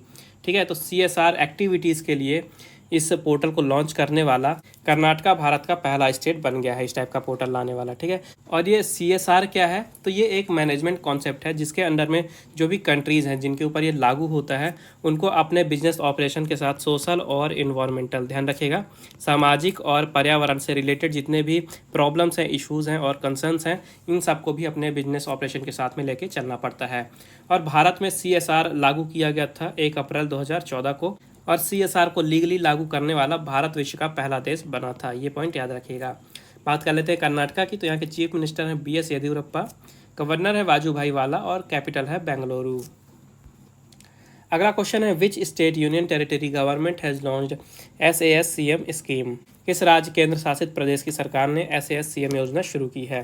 तो अभी हाल ही में जम्मू और कश्मीर के लेफ्टिनेंट गवर्नर ने लॉन्च किया है जम्मू और कश्मीर में SASCM योजना। तो देखिए इंग्लिश में तो इसका स्पेलिंग बन रहा है SASCM, लेकिन हिंदी में इसे सक्षम कहा गया है। ठीक है, याद रखिएगा, हिंदी में सक्षम कहा गया है। ठीक है, तो SASCM का फुल फॉर्म क्या है? Special assistance scheme for Covid mortalities. ठीक है, special assistance scheme for Covid mortalities, याद रखिएगा। और ये स्कीम लाई गई है जम्मू और कश्मीर के लोगों के लिए जिन्होंने कोविड के कारण अपने फैमिलीज़ के हेड को खो दिया, प्रमुख लोगों को खो दिया, जो भी वहाँ पे कमाई करने वाले थे उनको खो दिया, तो इस तरह से उनकी रोजी रोटी पे बन आई है। तो इस कारण से इस स्कीम को लागू किया गया है। इसके तहत जो भी वहाँ पे परिवार है, तो जो भी वहाँ पे एल्डर फैमिली मेम्बर होगा, जो भी सबसे बड़ा फैमिली मेम्बर होगा, उसको 1000 रुपये पर मंथ दिया जाएगा। ठीक है, इसके अलावा यहाँ पे स्टूडेंट्स हैं, तो अगर वो स्कूल के स्टूडेंट्स हैं तो उनको हर साल 20,000 तक का स्कॉलरशिप दिया जाएगा। और अगर वो कॉलेज गोइंग स्टूडेंट हैं तो उनको हर साल 40,000 रुपये तक का स्कॉलरशिप दिया जाएगा। बात कर लेते हैं जम्मू और कश्मीर की, तो इसको यूनियन टेरिटरी का स्टेटस मिला था 31 अक्टूबर 2019 को। लेफ्टिनेंट गवर्नर है मनोज सिन्हा जी और कैपिटल है समर में श्रीनगर, जबकि विंटर में कैपिटल है जम्मू। नेक्स्ट अपडेट है, which state will launch smart kitchen scheme. Smart kitchen योजना कौन सा राज्य शुरू करेगा? तो अभी हाल ही में केरला के चीफ मिनिस्टर पिनराई विजयन जी ने अनाउंस किया है केरला के लिए स्मार्ट किचन स्कीम। ठीक है, तो ये स्कीम है क्या? तो एक्चुअली में इस स्कीम का मेन एम है जो वहाँ की डोमेस्टिक वीमेंस हैं, यानी कि जो हाउस वाइफ्स हैं, जो घर में काम करती हैं, किचन में काम करती हैं, उनके वर्कलोड को कम करना। तो ये जो स्कीम है ये 10 जुलाई 2021 को लॉन्च की जाएगी। और इस स्कीम के अंडर में जो भी वहाँ पे वीमेंस हैं उनको काफ़ी कम इंटरेस्ट रेट में लोन दिया जाएगा सरकार की तरफ से, ताकि वो अपने किचन को रिफर्बिश कर सके, उसकी मरम्मत कर सके, वहाँ पे ज़रूरत की सामान ला सकें। ठीक है, तो ये जो लोन है ये काफ़ी कम इंटरेस्ट रेट पे दिया जाएगा और इंस्टॉलमेंट में दिया जाएगा। बात कर लेते हैं केरला की, तो यहाँ की कैपिटल है तिरुवनंतपुरम। चीफ मिनिस्टर फिर से बन गए हैं दूसरे कार्यकाल के लिए पिनराई विजयन, गवर्नर हैं आरिफ मोहम्मद खान। अगला क्वेश्चन है, हु हैज़ लॉन्च्ड सेहत OPD portal for armed forces. सशस्त्र बलों के लिए सेहत OPD पोर्टल किसने लॉन्च किया है? इसका राइट आंसर है राजनाथ सिंह। ठीक है, अभी हाल ही में भारत के रक्षा मंत्री जी ने सेहत OPD पोर्टल लॉन्च किया है। सेहत का फुल फॉर्म है services e health assistance and tele consultation. ठीक है, सेहत का फुल फॉर्म याद रखिएगा क्योंकि एग्जाम में क्वेश्चन घुमा के भी पूछ सकता है कि जो सेहत OPD पोर्टल लॉन्च किया गया इसमें पूछ लेगा कि S का मतलब क्या है, H का मतलब क्या है, या AIT किसी का भी फुल फॉर्म पूछ सकता है। तो आपको याद रखना है सेहत का फुल फॉर्म है services e health assistance and tele consultation. तो ये जो OPD पोर्टल है ये सशस्त्र बलों के लिए लॉन्च किया गया है ताकि जो भी सशस्त्र बल हैं, जो भी पर्सनल जो वहाँ पे जॉब कर रहे हैं सशस्त्र बल में, या उनका कोई परिवार है, परिवार के लोगों को टेली मेडिसिन की सुविधा दी जा सके इस पोर्टल के थ्रू। अगला क्वेश्चन है, who has been elected as president of International Narcotics Control Board. अंतर्राष्ट्रीय नारकोटिक्स कंट्रोल बोर्ड के अध्यक्ष रूप में किसे चुना गया है? तो अभी हाल ही में जगजीत पवाडिया, ठीक है, नाम याद रखिएगा, काफ़ी ज़्यादा इंपॉर्टेंट है। जगजीत पवाडिया जी को चुन लिया गया है इंटरनेशनल नारकोटिक्स कंट्रोल बोर्ड के अध्यक्ष यानी कि प्रेसिडेंट के रूप में। तो ठीक है, ये नारकोटिक्स कमिश्नर ऑफ इंडिया रह चुकी हैं पुरानी। इसके अलावा ये इंडियन रेवेन्यू सर्विसेज में भी अपनी सेवाएं दे चुकी हैं और हाल ही में इन्हें इंटरनेशनल नारकोटिक्स कंट्रोल बोर्ड यानी कि INCB में एज अ प्रेसिडेंट नियुक्त कर लिया गया है। एक्चुअली में ये पहली भारतीय बनी है, ठीक है, पहली भारतीय बनी है INCB को हेड करने वाली। और ओवरऑल बात करें तो दूसरी महिला बनी है, पूरे विश्व भर में दूसरी महिला बनी है इस ऑफिस में प्रेसिडेंट बनने वाली, इसलिए इनका नाम काफ़ी ज़्यादा इंपॉर्टेंट है, याद रखेगा, जगजीत पवाडिया। ठीक है, INCB का हेडक्वार्टर है वियना में, ऑस्ट्रिया। प्रेसिडेंट हैं यहाँ के कॉर्नेस पी दे जॉनचीरे और इसका स्थापना हुआ था 1968 में। अगला क्वेश्चन है, who has been reelected as the president of Syria for 4th term? चौथे कार्यकाल के लिए सीरिया के राष्ट्रपति के रूप में किसे फिर से चुना गया है? तो अभी हाल ही में बशर अल असद, ठीक है, बशर अल असद को चुना गया है सीरिया के प्रेसिडेंट के रूप में और ये चौथे कार्यकाल के लिए फिर से सीरिया के प्रेसिडेंट बन गए हैं, सीरिया के राष्ट्रपति बन गए हैं बशर अल असद। ठीक है, इसके अलावा जो ये हुसैन अरनौज हैं, ये क्या हैं? ये सीरिया के प्रधानमंत्री हैं और बशर अल असद बने हैं प्रेसिडेंट। ठीक है, याद रखिएगा, सीरिया की कैपिटल है दमास्कस और करेंसी है सीरियन पाउंड। प्रेसिडेंट बने हैं बशर अल असद और प्राइम मिनिस्टर है हुसैन अरनौज। अगला क्वेश्चन है, who has become India's first women flight test engineer? भारत की पहली महिला फ्लाइट टेस्ट इंजीनियर कौन बनी है? तो अशरिथा वी ओलेटी, ठीक है, अशरिथा वी ओलेटी बनी है भारत की पहली महिला फ्लाइट टेस्ट इंजीनियर। नाम इंपॉर्टेंट है, याद रखेगा, अशरिथा वी ओलेटी। और इनका वहाँ पे काम क्या होगा? तो देखिए, जो भी इंडियन एयरफोर्स में नए एयरबॉर्न सिस्टम और एयरक्राफ्ट लाए जाएंगे तो उनका ये चेक करेंगे, उसे इवेलुएट करेंगे कि ये वहाँ पे भर्ती करने लायक हैं कि नहीं। ठीक है, तो पहली वुमेन फ्लाइट टेस्ट इंजीनियर बनी है अशरिता वी ओलेटी। और बात कर लेते हैं इंडियन एयरफोर्स की, तो यहाँ के एयर चीफ मार्शल हैं राकेश कुमार सिंह भदौरिया जी। स्थापना हुई थी 1932 में और हेडक्वार्टर है नई दिल्ली में।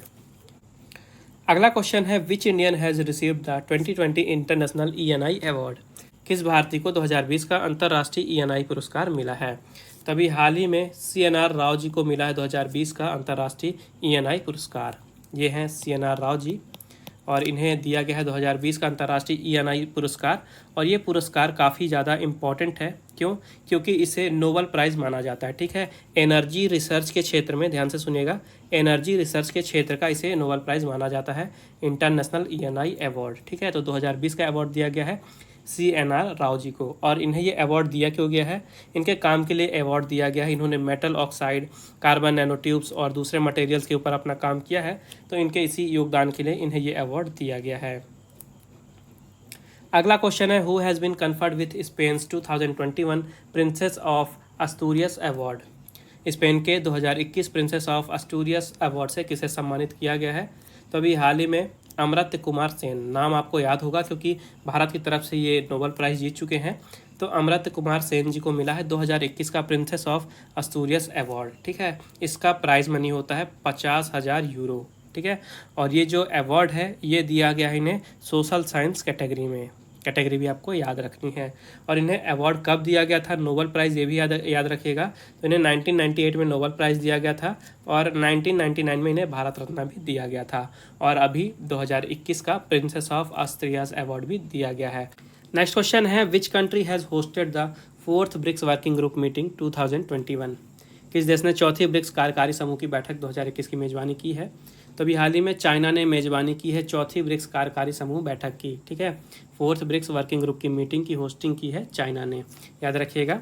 और इस मीटिंग में एरिया ऑफ डिस्कशन क्या था? तो जो बायोटेक्नोलॉजी का फील्ड है वहाँ पे जितने भी रिलेटेड इश्यूज़ हैं, प्रॉब्लम चल रही हैं, नए नए इश्यूज़ आ रहे हैं, इन चीज़ों के बारे में डिस्कशन किया गया। और भारत की साइड को लीड किसने किया? भारत की साइड को लीड किया डॉक्टर संजीव कुमार वार्ष्णेय ने, जो कि department of science and technology के इंटरनेशनल कॉर्पोरेशन डिवीज़न के एडवाइज़र और हेड हैं। नाम याद रखिएगा, डॉक्टर संजीव कुमार वार्ष्णेय।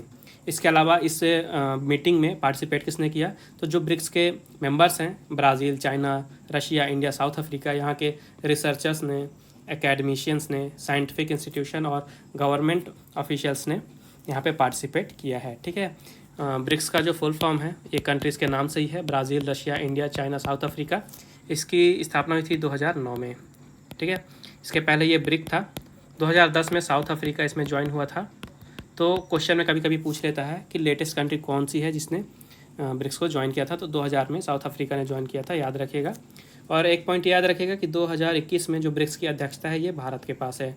भारत चेयरमैनशिप रख रहा है ब्रिक्स की 2021 में। अगला क्वेश्चन है, how many Sakhi one stop centres will be set up by women and child development ministry to support Indian overseas women. भारतीय प्रवासी महिलाओं की सहायता के लिए महिला एवं बाल विकास मंत्रालय द्वारा कितने सखी वन स्टॉप केंद्र स्थापित किए जाएंगे। तो अभी हाल ही में भारत की women and child development ministry ने मिनिस्ट्री ऑफ फॉरेन अफेयर्स के साथ टाई अप किया है और उसके बाद लगभग 9 देशों में 10 सखी वन स्टॉप सेंटर खोले जाएंगे, ठीक है। याद रखिएगा 10 सखी वन स्टॉप सेंटर खोले जाएंगे और ये सेंटर खोले जाएंगे जो प्रवासी भारतीय महिला हैं उनको सहायता देने के लिए। तो 9 कंट्रीज़ कौन कौन सी हैं? Australia, Canada, Singapore, Bahrain, Kuwait, Oman, Qatar, UAE और सऊदी अरेबिया। तो इन 9 कंट्रीज़ में टोटल 10 वन स्टॉप सेंटर खोले जाएंगे। और इन्हें खोला क्यों जा रहा है? तो जो भी वहाँ पे वीमेंस हैं, प्रवासी महिलाएं हैं भारत की, जो कि जिन पे अत्याचार हुए हैं, जो वायलेंस की शिकार हैं और किसी और रीज़न से वहाँ पे फंस गई हैं, स्टक हो गई हैं, तो उनको वहाँ पे लीगल एडवाइस दी जाएगी, उनको मेडिकल सपोर्ट पहुँचाया जाएगा, उनको काउंसलिंग दी जाएगी। इसी के लिए ये वन स्टॉप सेंटर बनाए जा रहे हैं। इसके अलावा जो women and child development ministry है, इन्होंने 74 करोड़ रुपए का यहाँ पे एक फ़ंड भी अनाउंस किया है निर्भया फंड के अंडर में, ताकि जो रेप की सर्वाइवर्स हैं, रेप की विक्टिम्स हैं, जिनके परिवार ने उन्हें छोड़ दिया है, तो उनको रहने के लिए घर, खाना और ट्रांसपोर्टेशन प्रोवाइड कराया जा सके। यूनियन मिनिस्टर हैं women and child development ministry की श्रीमती स्मृति जुबिन ईरानी, ठीक है। स्मृति जुबिन ईरानी जी यूनियन मिनिस्टर हैं, याद रखिएगा। और इनकी कंस्टिट्यूएंसी है अमेठी, ये भी याद रखिएगा। नेक्स्ट क्वेश्चन है, which state government has launched MHIM mobile app. इस राज्य सरकार ने MHIM मोबाइल ऐप लॉन्च किया है। तो अभी हाल ही में मणिपुर के chief minister N Biren Singh ji ने लॉन्च किया है मणिपुर में MHIM मोबाइल ऐप। MHIM का फुल फॉर्म है मणिपुर होम आइसोलेशन मैनेजमेंट, ठीक है। तो इस मोबाइल को लॉन्च किया गया है जो भी वहाँ पे कोविड के पेशेंट हैं, जो कि होम आइसोलेटेड हैं, उनके लिए। तो होगा क्या, ये जो एप्लीकेशन है इसके द्वारा जो भी उनका हेल्थ डेटा है और इन्फॉर्मेशन है वो फीड किया जाएगा ताकि ऑफिशियल उन पर निगरानी कर सकें। तो किस टाइप का डेटा, जैसे कि उनका पल्स रेट कितना है, ऑक्सीजन लेवल क्या है, बॉडी टेम्परेचर क्या है, ब्लड प्रेशर क्या है, तो हेल्थ से रिलेटेड ये सब डेटा उस ऐप पे फीड किए जाएंगे ताकि ऑफिशियल्स उनको मॉनिटर कर सकें, उनकी देखरेख कर सकें। बात कर लेते हैं मणिपुर की। तो यहाँ की कैपिटल है इम्फाल, चीफ मिनिस्टर हैं एन बीरेन सिंह और गवर्नर हैं नजमा हेपतुल्ला। नेक्स्ट क्वेश्चन है, which bank has been imposed 10 crore rupees penalty by Reserve Bank of India. किस बैंक पर भारतीय रिजर्व बैंक द्वारा 10 करोड़ रुपए का जुर्माना लगाया गया है। तो अभी हाल ही में भारतीय रिजर्व बैंक ने HDFC बैंक के ऊपर 10 करोड़ रुपए का जुर्माना लगाया है, याद रखिएगा। HDFC बैंक के ऊपर रिजर्व बैंक ऑफ इंडिया के द्वारा 10 करोड़ रुपए का जुर्माना लगाया गया है। और ये जुर्माना लगाया क्यों गया है, तो जो HDFC बैंक का व्हीकल लोन डिवीज़न है उनके द्वारा इरेगुलरिटीज़ देखने को मिली, वहाँ पे सही काम नहीं किया जा रहा था, इस कारण से RBI ने उन पर ये 10 करोड़ रुपए का जुर्माना लगाया है। HDFC की बात कर लेते हैं तो इसकी स्थापना हुई थी 1994 में।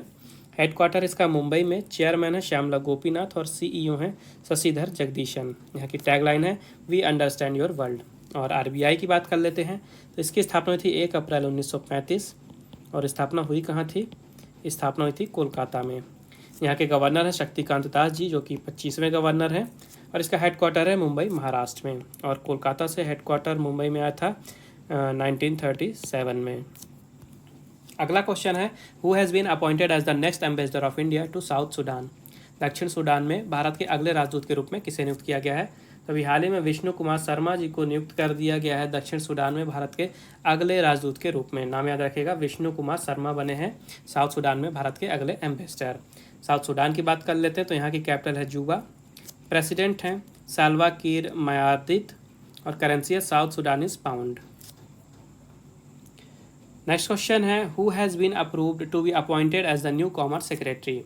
नए वाणिज्य सचिव के रूप में किसकी नियुक्ति को मंजूरी दी गई है। तो अभी हाल ही में BVR सुब्रमण्यम, ठीक है, VVR सुब्रमण्यम जी की नाम को अप्रूवमेंट दे दिया गया है कि अब ये भारत में नए कॉमर्स सेक्रेटरी बनेंगे, यानी कि वाणिज्य सचिव। ये हैं BVR सुब्रमण्यम जी और इनके appointment committee of the cabinet यानी कि ACC के द्वारा अप्रूवमेंट दिया गया है, ठीक है। अभी प्रेजेंट में ये जम्मू और कश्मीर के चीफ सेक्रेटरी हैं और अब ये भारत के नए कॉमर्स सेक्रेटरी बनेंगे। नाम याद रखिएगा, BVR सुब्रमण्यम। अगला क्वेश्चन है which film has won the grand jury award for best feature film at IFFLA। IFFLA में सर्वश्रेष्ठ फीचर फिल्म के लिए ग्रैंड जूरी अवार्ड किस फिल्म ने जीता है? तो एक तमिल लैंग्वेज की फिल्म है सेथुमान, ठीक है, सेथुमान, इसने जीता है IFFLA में बेस्ट फीचर फिल्म के लिए ग्रैंड जूरी अवार्ड। नाम याद रखेगा, सेथुमान, और ये तमिल लैंग्वेज की फिल्म है। और जो IFFLA है इसका फुल फॉर्म है Indian film festival of Los Angeles, ठीक है। तो ये फिल्म तो आपको याद रखना ही है, सेथुमान। साथ ही एक शॉर्ट मूवी है जिसका नाम है बिट्टू। बिट्टू का नाम भी आपको याद रखना है क्योंकि इसको शॉर्ट फिल्म की कैटेगरी में बेस्ट अवार्ड मिला है, बेस्ट पिक्चर का। तो बिट्टू का भी नाम आपको याद रखना है और सेथुमान का भी नाम याद रखना है। अगला क्वेश्चन है who has authored the book titled 7 lessons from Everest expedition learning from life and business. 7 lessons from Everest expedition learning from life and business नामक पुस्तक किसने लिखी है? तभी हाल ही में दिल्ली के एंटरप्रेन्योर और माउंटेनियर ने अपनी पुस्तक लिखी है, इनका नाम है आदित्य गुप्ता। आदित्य गुप्ता ने किताब लिखी है और पुस्तक का नाम है 7 lessons from Everest expedition learning from life and business. और ये पुस्तक लिखी क्यों गई है? तो इनका एक मोटो है आदित्य गुप्ता का कि ये कोविड-19 रिलीफ के लिए 1 करोड़ रुपए जुटाना चाहते हैं चैरिटी के थ्रू। तो इस कारण से इन्होंने इस किताब को लिखा है। तो पुस्तक का नाम आपको याद रखना है और लेखक का भी नाम याद रखना है, आदित्य गुप्ता। अगला क्वेश्चन है who has been appointed as the next ambassador of India to Mexico. Mexico में भारत के अगले राजदूत के रूप में किसे नियुक्त किया गया है? तो अभी हाल ही में मृदुल कुमार जी को नियुक्त कर दिया है मैक्सिको में भारत के अगले राजदूत के रूप में। याद रखेगा, मृदुल कुमार जी बने हैं मैक्सिको में भारत के अगले राजदूत। तो अभी प्रेजेंट में ये मलेशिया में हाई कमिश्नर हैं मृदुल कुमार जी, और अब ये मैक्सिको में अगले राजदूत यानी कि अगले एम्बेसडर नियुक्त हो गए हैं। मैक्सिको की बात कर लेते हैं तो यहाँ की कैपिटल है मैक्सिको सिटी। प्रेसिडेंट हैं आंद्रेस मैनुअल लोपेज ओब्राडोर और करेंसी है मैक्सिकन पेसो। अगला क्वेश्चन है विच मिनिस्ट्री हैज़ लॉन्च्ड युवा स्कीम फॉर यंग ऑथर्स। किस मंत्रालय ने युवा लेखकों के लिए युवा योजना शुरू की है? तो अभी हाल ही में शिक्षा मंत्रालय यानी मिनिस्ट्री ऑफ एजुकेशन ने शुरू किया है जो भारत के युवा लेखक हैं उनके लिए एक युवा स्कीम, ठीक है। युवा शॉर्ट फॉर्म है, इसका फुल फॉर्म है young upcoming and versatile authors, ये युवा का फुल फॉर्म है। और भारत के युवा लेखकों के लिए ये स्कीम लाई गई है। इसके द्वारा जो यंग ऑथर्स हैं, भारत के युवा लेखक हैं, उनको गाइड किया जाएगा, उनको मेंटोर किया जाएगा कि किस तरह से वो रीडिंग को और राइटिंग को आगे ले जा सकते हैं भारत में। और भारत में जो रीडिंग, राइटिंग और बुक का जो कल्चर है इसको प्रमोट करने का भी काम करेगा ये युवा स्कीम, ठीक है। तो जो लेखक हैं जिनकी उम्र 30 साल से कम है उनको ये गाइडेंस दिया जाएगा किस तरह से वो ऑथर बन सकते हैं और भी अच्छे। और इसके साथ ही भारत का जो राइटिंग वर्क है यानी जो लेखन का कार्य है उसको पूरे विश्व भर में प्रमोट भी किया जाएगा।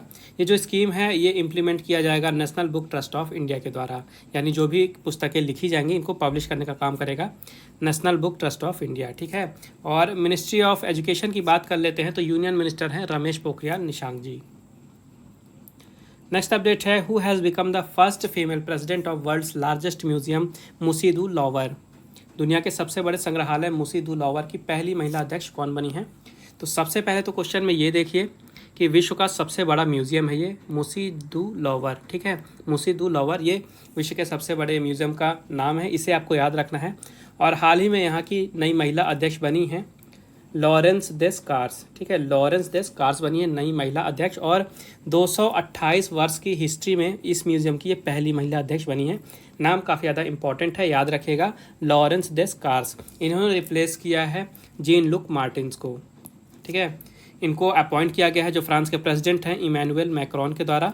और ये जो म्यूजियम है ये है कहाँ? तो ये है फ्रांस की कैपिटल पेरिस में, ठीक है, याद रखिएगा, फ्रांस की कैपिटल पेरिस में ये म्यूजियम स्थित है। और इन्होंने रिप्लेस किया है जीन लुक मार्टिनेज को और बन गई हैं यहाँ की पहली महिला अध्यक्ष। नाम याद रखेगा, लॉरेंस डेस कार्स। अगला क्वेश्चन है what will be the new name of Indian broadcasting foundation. Indian broadcasting foundation का नया नाम क्या होगा? तो IBF जैसे शॉर्ट में सब जानते हैं, इंडियन ब्रॉडकास्टिंग फाउंडेशन। हाल ही में इसका नाम चेंज किया जा रहा है, इसका नया नाम होगा Indian broadcasting and digital foundation, ठीक है, याद रखेगा। IBF से चेंज होकर हो रहा है IBDF, Indian broadcasting and digital foundation. और ऐसा किया क्यों जा रहा है? तो जितने भी डिजिटल प्लेटफॉर्म है, OTT प्लेटफॉर्म है, ठीक है, उनको एक रूफ के अंडर में, एक रूल के अंडर में लाने के लिए, एक गवर्निंग बॉडी के अंडर में लाने के लिए इसे ऐसा चेंज किया जा रहा है। तो अभी तक ये TV चैनल को अपने अंडर में रखता था ब्रॉडकास्टिंग फाउंडेशन, और अब ये जितने भी OTT प्लेयर हैं, OTT प्लेटफॉर्म हैं, इन सब की भी निगरानी करेगा IBDF यानी कि इंडियन ब्रॉडकास्टिंग डिजिटल फाउंडेशन। इसकी स्थापना हुई थी 1999 में। अगला क्वेश्चन है which organisation is organising Steadfast Defender 21 war games military exercise. कौन सा संगठन स्टेडफास्ट डिफेंडर 21 वॉर गेम्स सैन्य अभ्यास का आयोजन कर रहा है? तो याद रखिएगा नाटो ऑर्गेनाइज कर रहा है steadfast Defender 21 war games military exercise. और क्यों एक्सरसाइज ये ऑर्गेनाइज कराई जा रही है?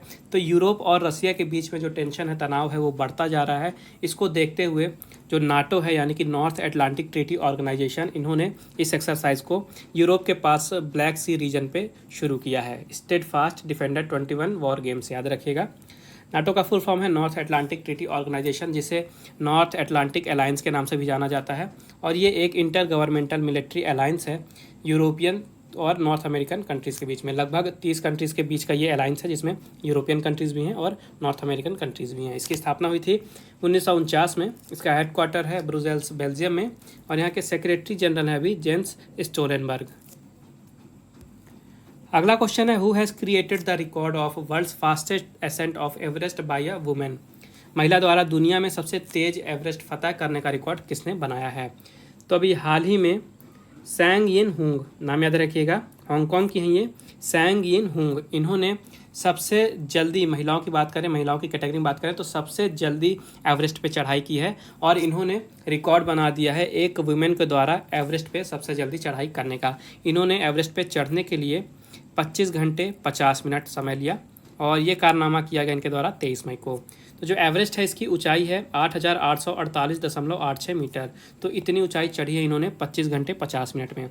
इसके पहले ये जो रिकॉर्ड था ये नेपाल के फुंजो झामू लामा के पास था। ठीक है, फुंजो झामू लामा, इन्होंने 39 घंटे 6 मिनट में ये कारनामा किया था 2018 में। और जो सैंग यिन हुंग हैं ये हांगकांग की हैं, और इसके अलावा 2017 में ये पहली हांगकांग की वुमेन बनी थी किसी भी माउंटेन पर चढ़ाई करने वाली, ये भी याद रखिएगा।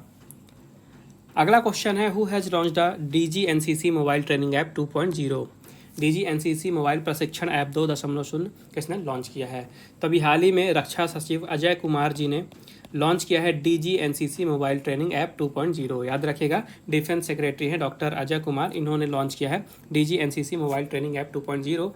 तो कोविड-19 पैंडेमिक के दौरान हर चीज़ वर्चुअली हो रही है, तो इस कारण से एनसीसी कैडेट्स के लिए भी ये ऐप लाई गई है, जिसके द्वारा उन्हें ऑनलाइन ही ट्रेनिंग प्रदान की जाएगी, उन्हें असिस्ट किया जाएगा, उनको ट्रेनिंग से रिलेटेड बेसिक इन्फॉर्मेशन दी जाएगी, एनसीसी के बारे में बताया जाएगा, और उनको ट्रेनिंग मटेरियल जैसे कि सिलेबस हो गया, ट्रेनिंग वीडियो हो गया, ये सारी चीज़ें एक सिंगल प्लेटफॉर्म पर प्रदान की जाएंगी। और इसीलिए इस ऐप को लॉन्च किया गया है DGNCC मोबाइल ट्रेनिंग ऐप 2.0। अगला क्वेश्चन है how many locations on moon have been named with Chinese names recently. हाल ही में चंद्रमा पर कितने स्थानों को चीनी नामों से नामित किया गया है? तो अभी हाल ही में इंटरनेशनल एस्ट्रोनॉमिकल यूनियन ने अपनी मंजूरी दे दी है कि चंद्रमा के 8 स्थानों को चीनी नामों से नामित किया जाएगा। ठीक है, 8 स्थान याद रखिएगा, इन्हें चीनी नामों से नामित किया जाएगा। तो इंटरनेशनल एस्ट्रोनॉमिकल यूनियन ने अपनी मंजूरी दी है, और ऐसा किया क्यों गया है? तो दिसंबर 2020 में चाइना का जो चैंग E5 स्पेसक्राफ्ट था, मैंने आपको बताया था करंट अफेयर्स के वीडियो में कि चाइना का Chang E5 spacecraft successfully moon पे लैंड हुआ था दिसंबर 2020 में। तो वहाँ के आसपास के 8 एरियाज़ को चाइनीज़ नेम्स पे नामित किया गया है, और ये जो नाम है चाइना के मशहूर एस्ट्रोनॉमर हैं, साइंटिस्ट हैं, मैथमेटिशियन हैं, कार्टोग्राफर हैं, माउंटेन्स हैं, इनके ऊपर इन 8 स्थानों के नाम दिए गए हैं, जैसे कि मॉन्सुआ, मॉन्सेंग, पेइजू, शेनकू, लिउ हुई, सोंग जिनसिंग, स्टेशियो तिनचुआन और जू गुआनक्वी। तो इस तरह से 8 स्थानों के नाम चाइनीज़ नामों के ऊपर नामित किए गए हैं। इसके अलावा एक पॉइंट ये याद रखिएगा कि 2020 अगस्त में इसरो ने लगभग 250 से 300 किलोमीटर लंबे एक कार्टर था मून पे, कार्टर था, उसको साराभाई कार्टर नाम दिया था। ठीक है, विक्रम साराभाई जो कि भारत में स्पेस प्रोग्राम के जनक माने जाते हैं, फादर माने जाते हैं, उनको सम्मान देने के लिए जो मून पे कार्टर है लगभग 250 से 300 किलोमीटर लंबा, उसको साराभाई कार्टर का नाम दिया गया था अगस्त 2020 में इसरो के द्वारा। और चाइना की बात कर लेते हैं तो यहाँ की कैपिटल है बीजिंग, करेंसी है रेनमिनबी, और प्रेसिडेंट हैं जी जिनपिंग। तो ये थे आज के important current affairs. I hope आपको यूज़फुल लगे होंगे। वीडियो यूज़फुल लगी है तो मेक श्योर वीडियो को लाइक ज़रूर करें, ज़्यादा से ज़्यादा शेयर करें अपने दोस्तों के साथ, और चैनल को सब्सक्राइब करना ना भूलें। बेल आइकन ज़रूर दबाइएगा ताकि नोटिफिकेशन आपको मिलती रहे, और PDF की लिंक आपको डिस्क्रिप्शन में मिल जाएगी, आप वहाँ से डाउनलोड कर सकते हैं। तो फिर मिलते हैं नेक्स्ट वीडियो में, तब तक के लिए take care and thank you guys.